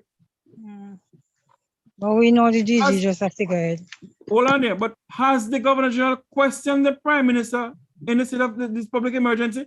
Because the constitution wasn't draft in the way how the prime minister is using the state of emergency, you know. It wasn't drafted that way. So I want to know. But Jeffrey, this is where our judiciary comes in. And we find that the judiciary is silent on these matters because our judiciary sits in bed with the politicians. Now, until we have a system of government that clearly the judiciary is not relying on the government for appointments and all of these things, then you'll have a better system of government. But as it is now, they're kissing cousins. So everybody turns a blind eye to everybody because things that are happening when our judiciary could allow those traffic fines that were instituted in 2006, 2007 by Omar Davis to be imposed on the Jamaican people, knowing fully well that they were illegal, then it opens a whole can of worms. You know, how credible is our judiciary? How credible is the judiciary?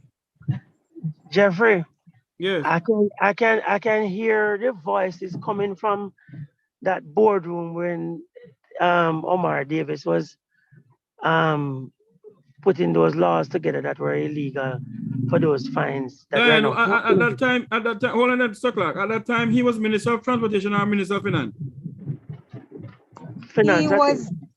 He was the then finance minister. Give me 2 seconds. But was not an illegal act that he did? Yes, it was, and that's what I'm saying. If the judiciary could have allowed that to happen and not say a word, then it be the question that needs to be asked is how credible is our judiciary? Where is the credibility? Where is the transparency that we all speak of? And we see Trevor, what's his name? Trevor Monroe. The Integrity for Action man there. That act is supposed to be passed in Parliament a long time and it not passed. Why? I tell you, the government of the day, especially this government that I can speak of, goes to Parliament and pass laws to suit themselves and their followers. And I heard former Minister Montague said something at the conference. That good God Almighty, the Andrew on his back like a pitchery. Then if he doesn't want anybody to be on his back, why did he go into public office, Mr. Montague?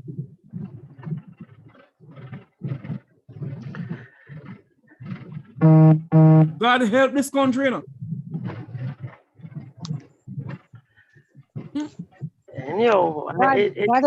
God help us. God help us all. But you see, as investors, we need to be able to differentiate our politics and to separate our politics from our businesses. And I think that is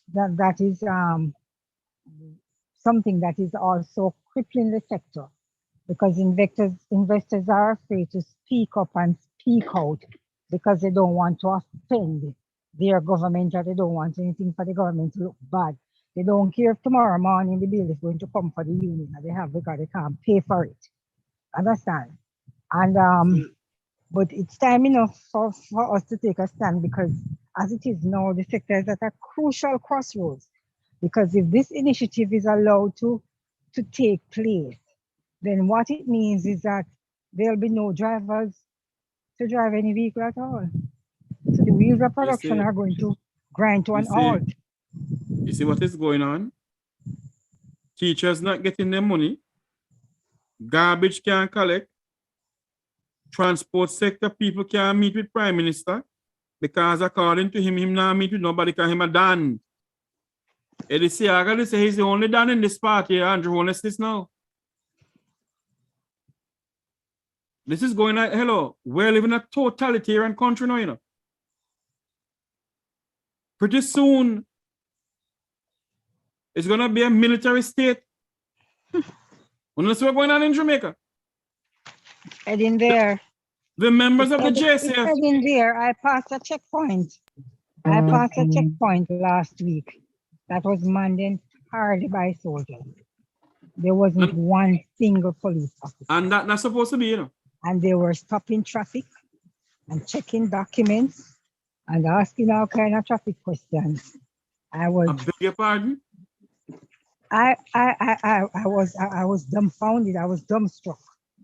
I was dumbstruck because there wasn't one police officer among the soldiers that were out there. Jamaicans. Mhm. Jamaicans from all walks of life. We don't see what's going on in our country. We don't stop this PNP and JLP bullshit in this country. We don't see what's going on. We don't see what's going on in our country. Jamaica is becoming a military state organized by the Prime Minister of this country, Michael Andrew Holness, and the Labour Party, and the People's National Party. Them dead, them can't say nothing. We don't see what's going on in this country. But Well, I'm going to stop the PNP and the JLP crap in this country. Go ahead, sir. They themselves, the PNP has been contributed, because I can bet that Omar Davis knew what he was doing when he. Of course, he damn well know what he was doing. He put those things in law, and I can bet him just tell them so. Them correct him and say, "No, man, run with it." I bet he said that. But the funniest thing, it was intended to meet, and it was a means of acquiring much needed funds to meet an IMF target. So the traffic fines were imposed and were supposed to run for a 6 months period. But not being the minister with the portfolio, he placed them under the wrong act. And after the period of time, even so, since he did that, but having met the target, those fines should have been discontinued, and the traffic fines should have reverted to what obtains under the act at the time. But what they did was continue to allow the police to use those fines. The tickets were allowed to be issued post 2007 February, using those increased fines. So Diane, hold on there. Diane, sorry to meet Mr. Clark. I have to do that. So Diane, so the question must be asked then, Diane. If former Minister of Finance, the world-class Minister of Finance of the People's National Party, Omar Davies, went, that means, you know, he did not go to Parliament with this, you know. He just went and said some crap, and I don't know if the government of the day had signed off on that law. And it has been going on. So the question must be asked now. Is this government in financial trouble? Why they refuse to meet with the transport sector? And why the hell bent in collecting this money?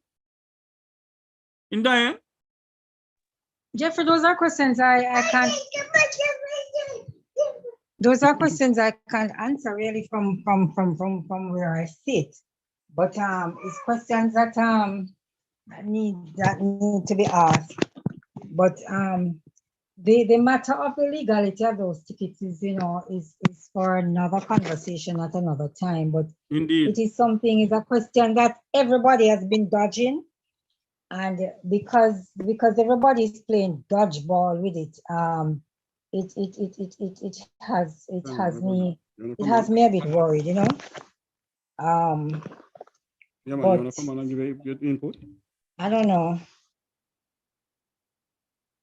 What I want to see though is that for the Minister of Transport to understand the sector that he has responsibility for, and to realize that there is a clear and present need for him to allay the fears that exist outside there and for a meeting of the minds to take place to find some common ground that the matter of these outstanding tickets and traffic warrants can be put to rest and put to rest in a timely and amicable fashion that will,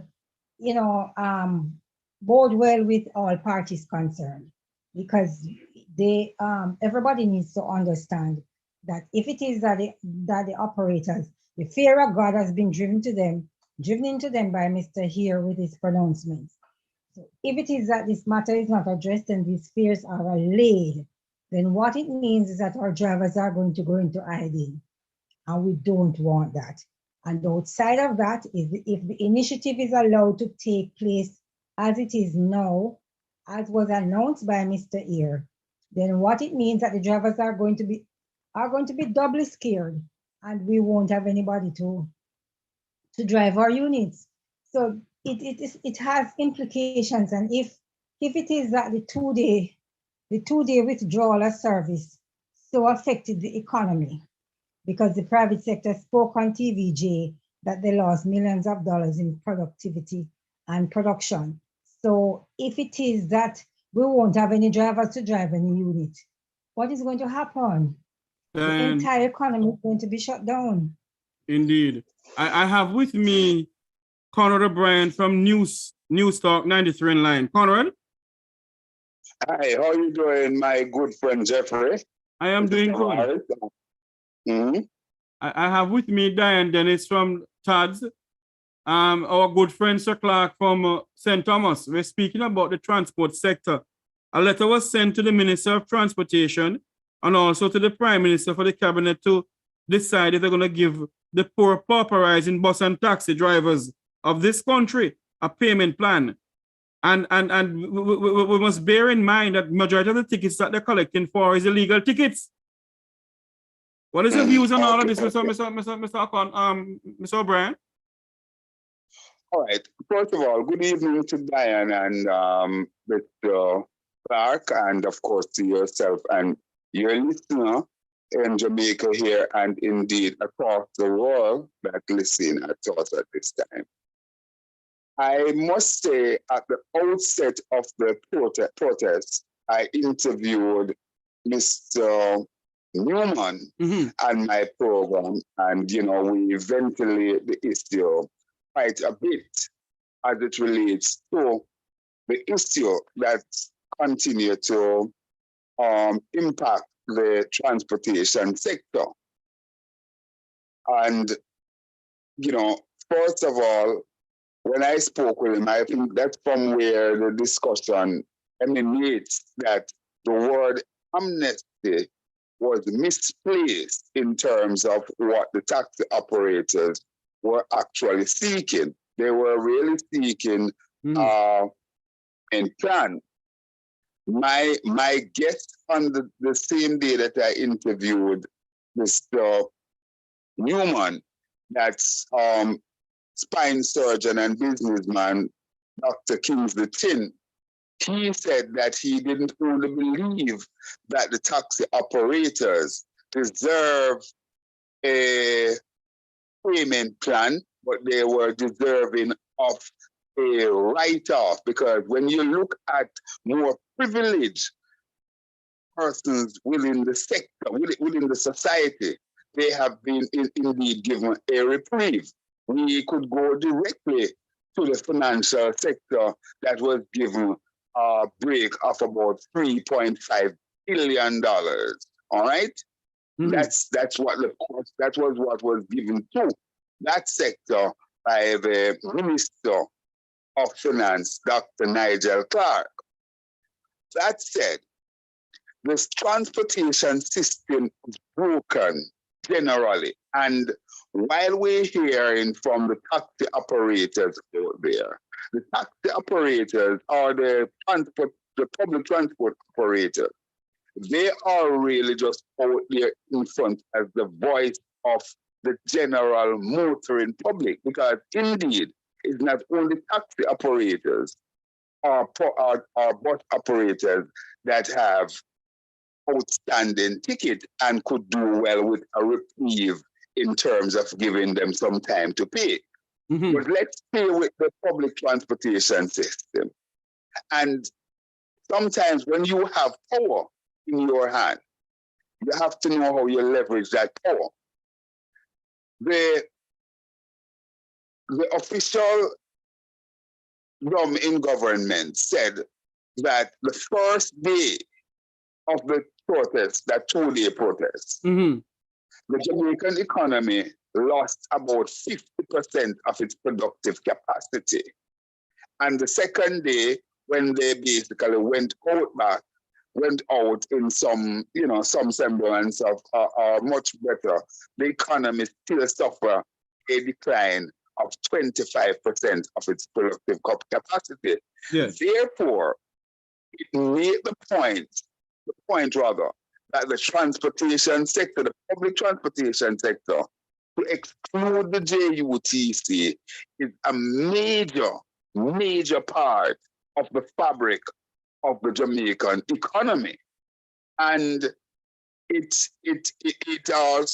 also spoke with Donovan Whitnall, who is the president for the Small and Micro Business Association of Jamaica, of which the transport operator would come under.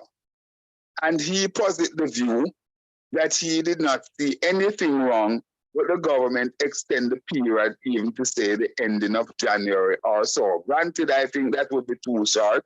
I think they can give a longer period, because in truth and in fact, the tickets that are being contested are not just tickets that people just reluctantly don't pay, because it's a multiplicity of factors that play in the system, which some of them is the government own ill, as I understand it. Yes. In that the number of persons who paid tickets and they are still in the system as unpaid because of government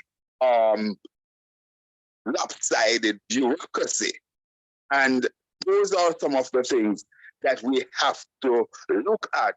And I think just based on those factors, indeed, the government of Jamaica, led by Andrew Michael Brogard Holness, and indeed the Minister of Transport, Audley Shaw, should really and truly look at the sector. These are people who have gone out there and invest heavily in the sector. Let's be honest, let's be clear here. I am no way at all carrying or holding any brief for taxi and bus operator, because God knows some of them are very, very indisciplined on the road, and that is something that needs to be fixed. But what we have to do is to learn to dissect and to contextualize things. The discipline on the road is something that needs to be dealt with. But at this time, we're talking about and looking at what is out there and what needs to be done. Because what are you going to do?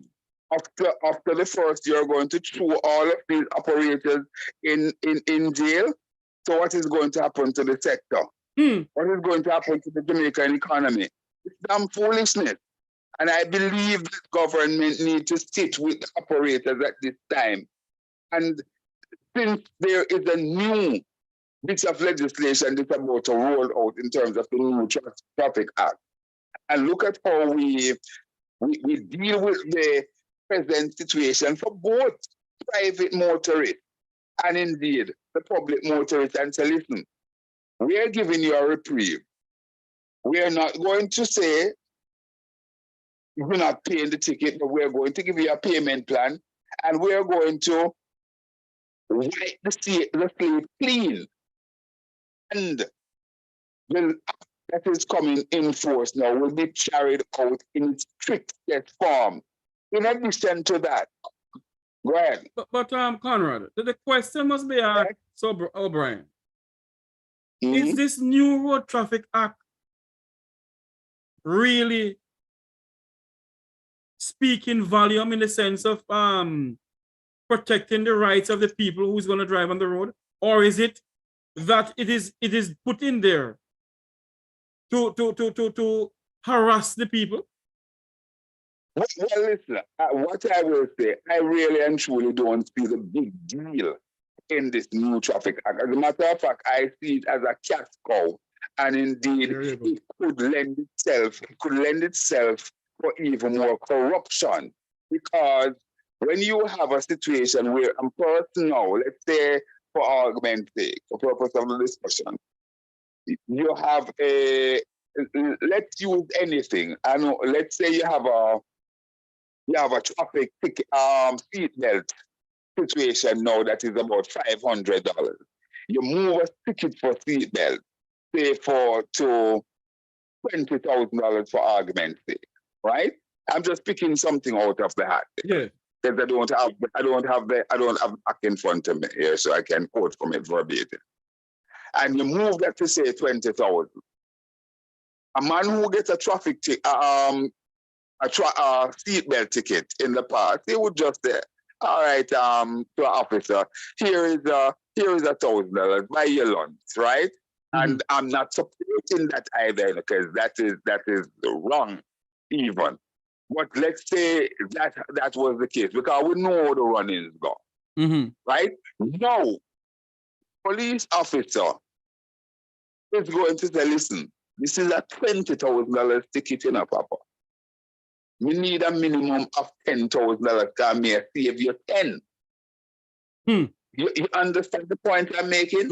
And then you go the value chain, and you look at much more significant fine. So as the fine increases, then the ability for whichever police officer want to enter into a negotiation with the operators on the road increases. Because let's face it, one of the things that we keep on talking about the ticket of the transport operator who has so many tickets.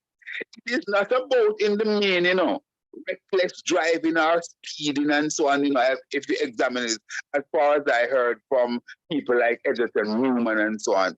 It's about parking here in areas that there are absolutely no proper bus park and so on, and a whole lot of things. I had a young man on my program, Corey. You don't mind me calling his name, Corey, right? And Corey's on my program. As a matter of fact, I'm going to get the tape and put it out. I'll send it to you so it can be circulated. And I believe that it's a good deal for the transport authority, for the sector to have. Diane would probably be aware of this because Corey has been on a number of talk shows, including mine, talking about it. He said his vehicle was taken from him somewhere in Halfway Tree for Contrary, right? When the police officer took the vehicle from him, asked him for the key, immediately without sending anything to him, he said, listen, I am going to give you 9 tickets. He did not examine the vehicle, he did not say anything to him. Immediately and asking for his key, the police officer said, I'm going to give you 9 tickets. He responded and said, 9 tickets for what? He immediately took out his gadget and he started to punch in and write and do what he had to do. Said at the end of it, when the dust settled, he gave him 4 tickets and they took away the car and he said, listen, the fine that you'll be paying for storage and whatever at the court will basically suffice for the rest of the ticket. That said young man told me that he was at the Seaview police station, right? Because he had to go in there for something to do with his car. And when he went there, a senior police officer, certainly a police officer in charge, said to the junior police officers that were on the beat, how many tickets are you writing today? Today? The police officer said to him, well, we don't know, we write 2 tickets. He said, the senior officer said to him, how you mean you don't know? You must know how much ticket you're going to write.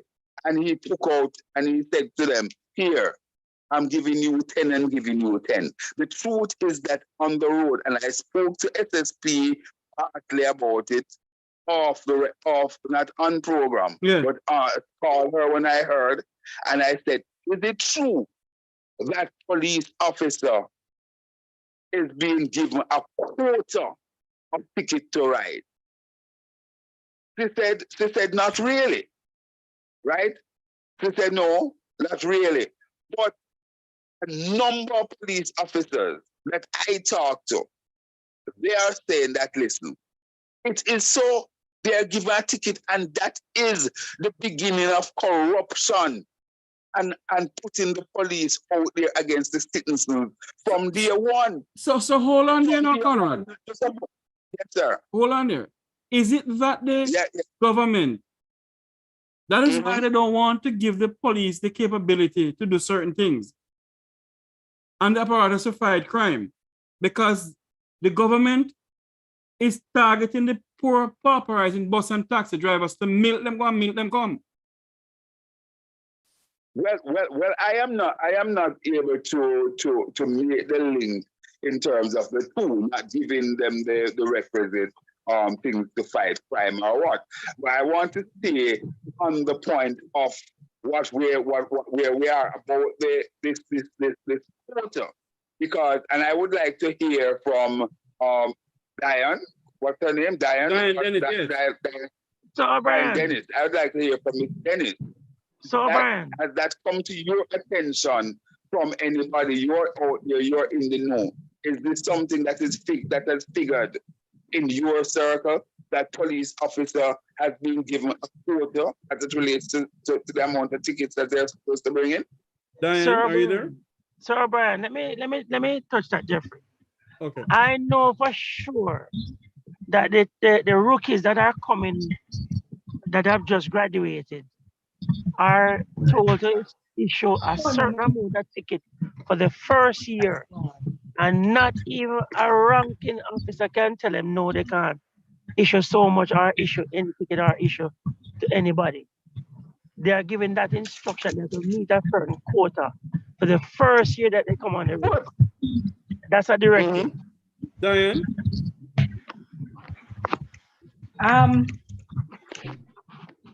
Gentlemen, I can't speak to quotas, but I know that some years ago, I think as far back as 2015, 2016, we had a meeting with the police high command, and this matter of quota came up, and they said that there was no such thing. But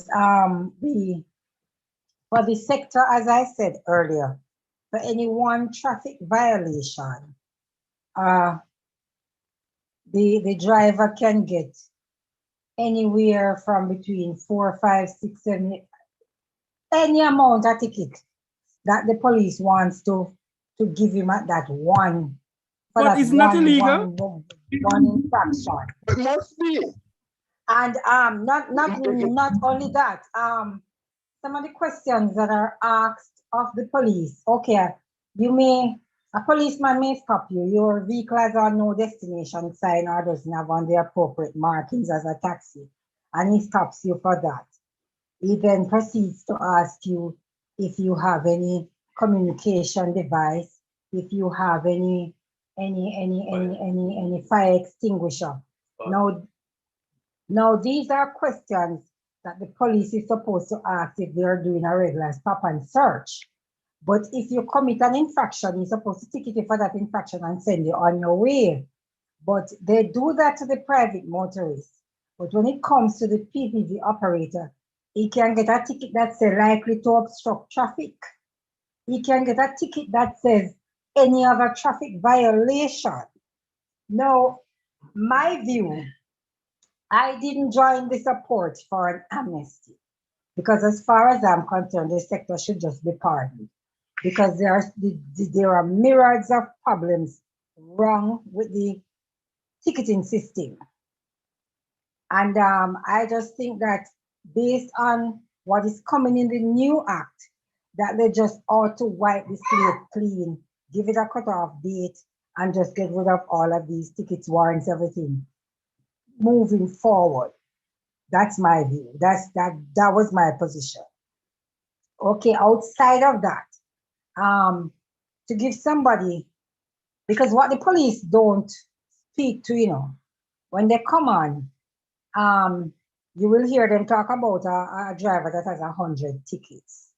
A driver can get 100 tickets in less than 2 months,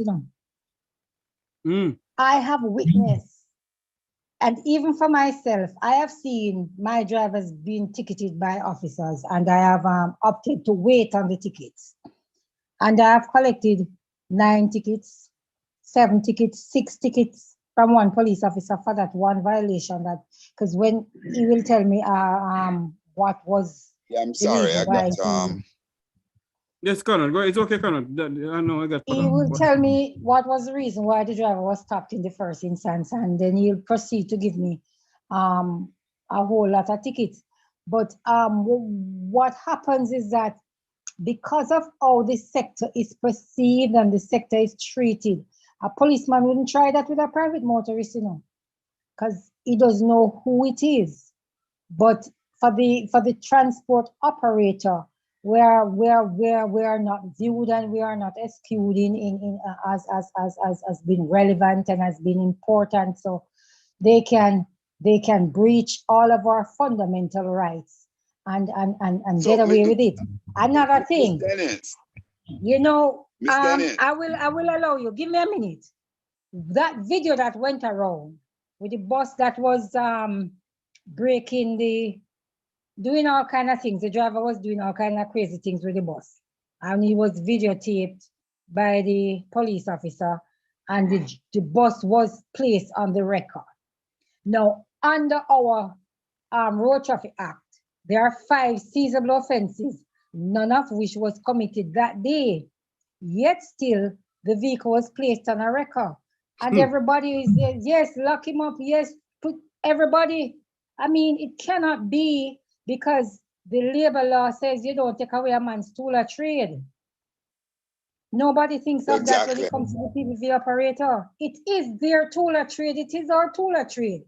When anybody in corporate Jamaica breach and how many of these corporate entities that have gotten pardons for GCT, pardons for taxes unpaid over the years, and yet these are the same people who want to sit on their soapboxes and blast us and say we must go and pay tickets for likely to obstruct traffic. You can lock up a man for likely to commit murder. So how is it that a PVV operator can get a ticket that says likely to obstruct traffic and any other traffic violation? What is that? Is it that you perceive that he's going to commit any traffic violation, so you ticket him from now before he does it? These are tickets that our operators are being told that they must just go and pay. And people sitting in their living rooms and watching the news, and everybody have their mouth full because they have never gotten one of these tickets and will never get one of these tickets. So as my mother used to say, this two on a water bottom don't know what you want a water top feel. Building up to the last election, I saw a lot of taximen down in green armband and all sorts of things and go and put the government in place and so on. And they must know exactly what is meted out to them right now, because I don't think that we have ever seen public transport operator come under this kind of judgment before. And I'm not defending any wrongdoing of taxi operators. But in addition to that, the sector must come together in a collective way and understand your power. The fact of the matter is that when the large private sector people speak, the government listen. Because what? They are adding to the gross domestic product. But you see, again, it comes back down to the two Jamaica. The large private sector in the main are brown-skinned, uptown, well-spoken people, as it were.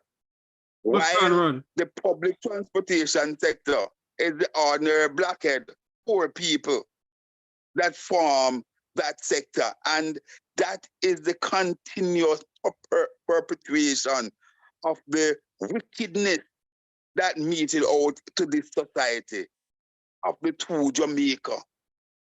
Well, no, we have maybe more than two, but that is it. I would want to conclude by saying that the young man in question there, that his vehicle was taken away from him, he said that he could not find the police officer to deal with the summons. He had to be going to, I think, halfway through police station for 3 or 4 consecutive days, right? And when he went there, they said that there was no summons that was written up for him. And they sent him now to just go and pay the money and get back the car. He said when he spoke to another police officer and said, who took away your car? And he told him, the other police officer said, yeah, man, it's him. All him a rundown is the $4,000 per vehicle that is paid by the record company to the police officer. These are things that you are hearing out there. And I know that this young man in question had absolutely no reason to call my program, call Power 106 with Dr. Gale, call other programs and talk about these things. And he is not a stranger. He's a regular contributor to talk shows in Jamaica, right? And he put it out there because he said he's doing the rounds because he wanted to be exposed. So again, I want to ask Miss Dennis, what are your plans from here? Not just to be talking and running mouth.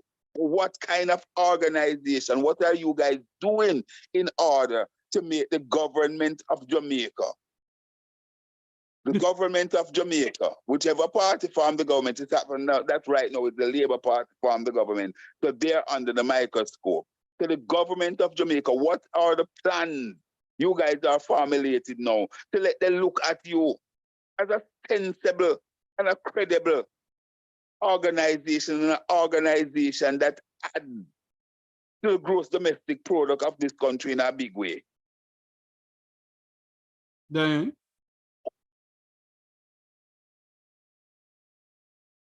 I don't know. Diane, are you there? Yes, Jeffrey, I'm here. Mm. But, I can't speak for the organization as a whole because I've not been privy to the discussions going on because I've been on a sabbatical, so to speak. So I don't know. I can't speak for the organization, but what I would want to see going forward is that the investors in the public transport sector, differentiate their business from their politics and understand that, they're operating a business. And when you're operating a business, you have to treat it as such. And going forward, we need to demand from our leaders and especially our Minister of Transportation, whoever that person is or should be, that they treat the sector with the respect that the sector deserves, because over the years, what we have gotten, our various ministers, with the exception of a few, who have treated us with total disdain. And for the government not to see us as pawns, we are treated as pawns, and we find that they put things in their manifesto when everybody is out in the wilderness. The transport sector ranks #1 in their manifesto, and they make us promises they have no intention of keeping, and we need to hold them to account. And we need to understand that we cannot keep doing things the same way and expect to read different results. And one of the things that I would want to see is the formation of a national policy on transport, because there isn't one. Conrad, your final word before we go. Yes, well, certainly the sector have to, demand the respect that it deserves, and that is only going to come through unity. So once you have a filtered For me, sector, what it means is that as a sector, we need to put ourselves out there, and we need to make it known. So we need to do our own public education campaigns. We need to do our housekeeping too, because we have to be mindful that perception plays a big part in how it is that we are treated. And the perception that exists out there is something that we need to change. Do you have an overarching body? An overarching body that is all of you are a member of that central body, or you just basically splintered with this association here and that association there? Because without you have an overarching body, that is needed, and we have that is needed, and we have tried over the years to come together to form one coalition, one body that speaks for the sector with one voice. But as it is now, the sector is fragmented, and that is a large part of the problem that we face in even our dealings with government. Because I believe that basically because I vote, and this is not just in the transportation sector, but it's what is plaguing Jamaica. A man believe that because election day I went out and I voted PNP or I voted JLP. If JLP is in office and I say I'm a JLP, I'm a Labourite, I can't defend my right and so on and put pressure on the government. And that is where we are not going to get anywhere far in Jamaica if we don't understand that. Listen, Mr. Holness come to the Jamaican people and he made these promises and he's not living up to these promises. We have to push back on him irrespective of we had done our green shirt and went out and vote Labour. And the same thing, Mark Golden is out there campaigning. He is going to put things out there. If he gets a turn at the wicket and he's not living up to those promises, and those proposals that he put out there in the manifesto, we must push back on him equally.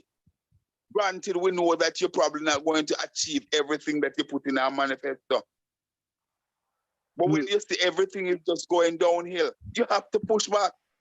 And you see your promises that you're going to be asleep with your windows and door open and nothing. We are more fearful than anything, right? When you hear that you was going to have 5 in 4 and nothing happening, you hear that you were going to double minimum wages and people are now being paid $9,000 per week.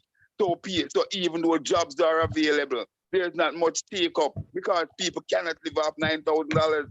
The taxi operators were promised this and promised that, right? We were promised that we were charged a preferred rate for road maintenance fund that is collected, and every time, every single motor goes to the gas pump. And what are we having?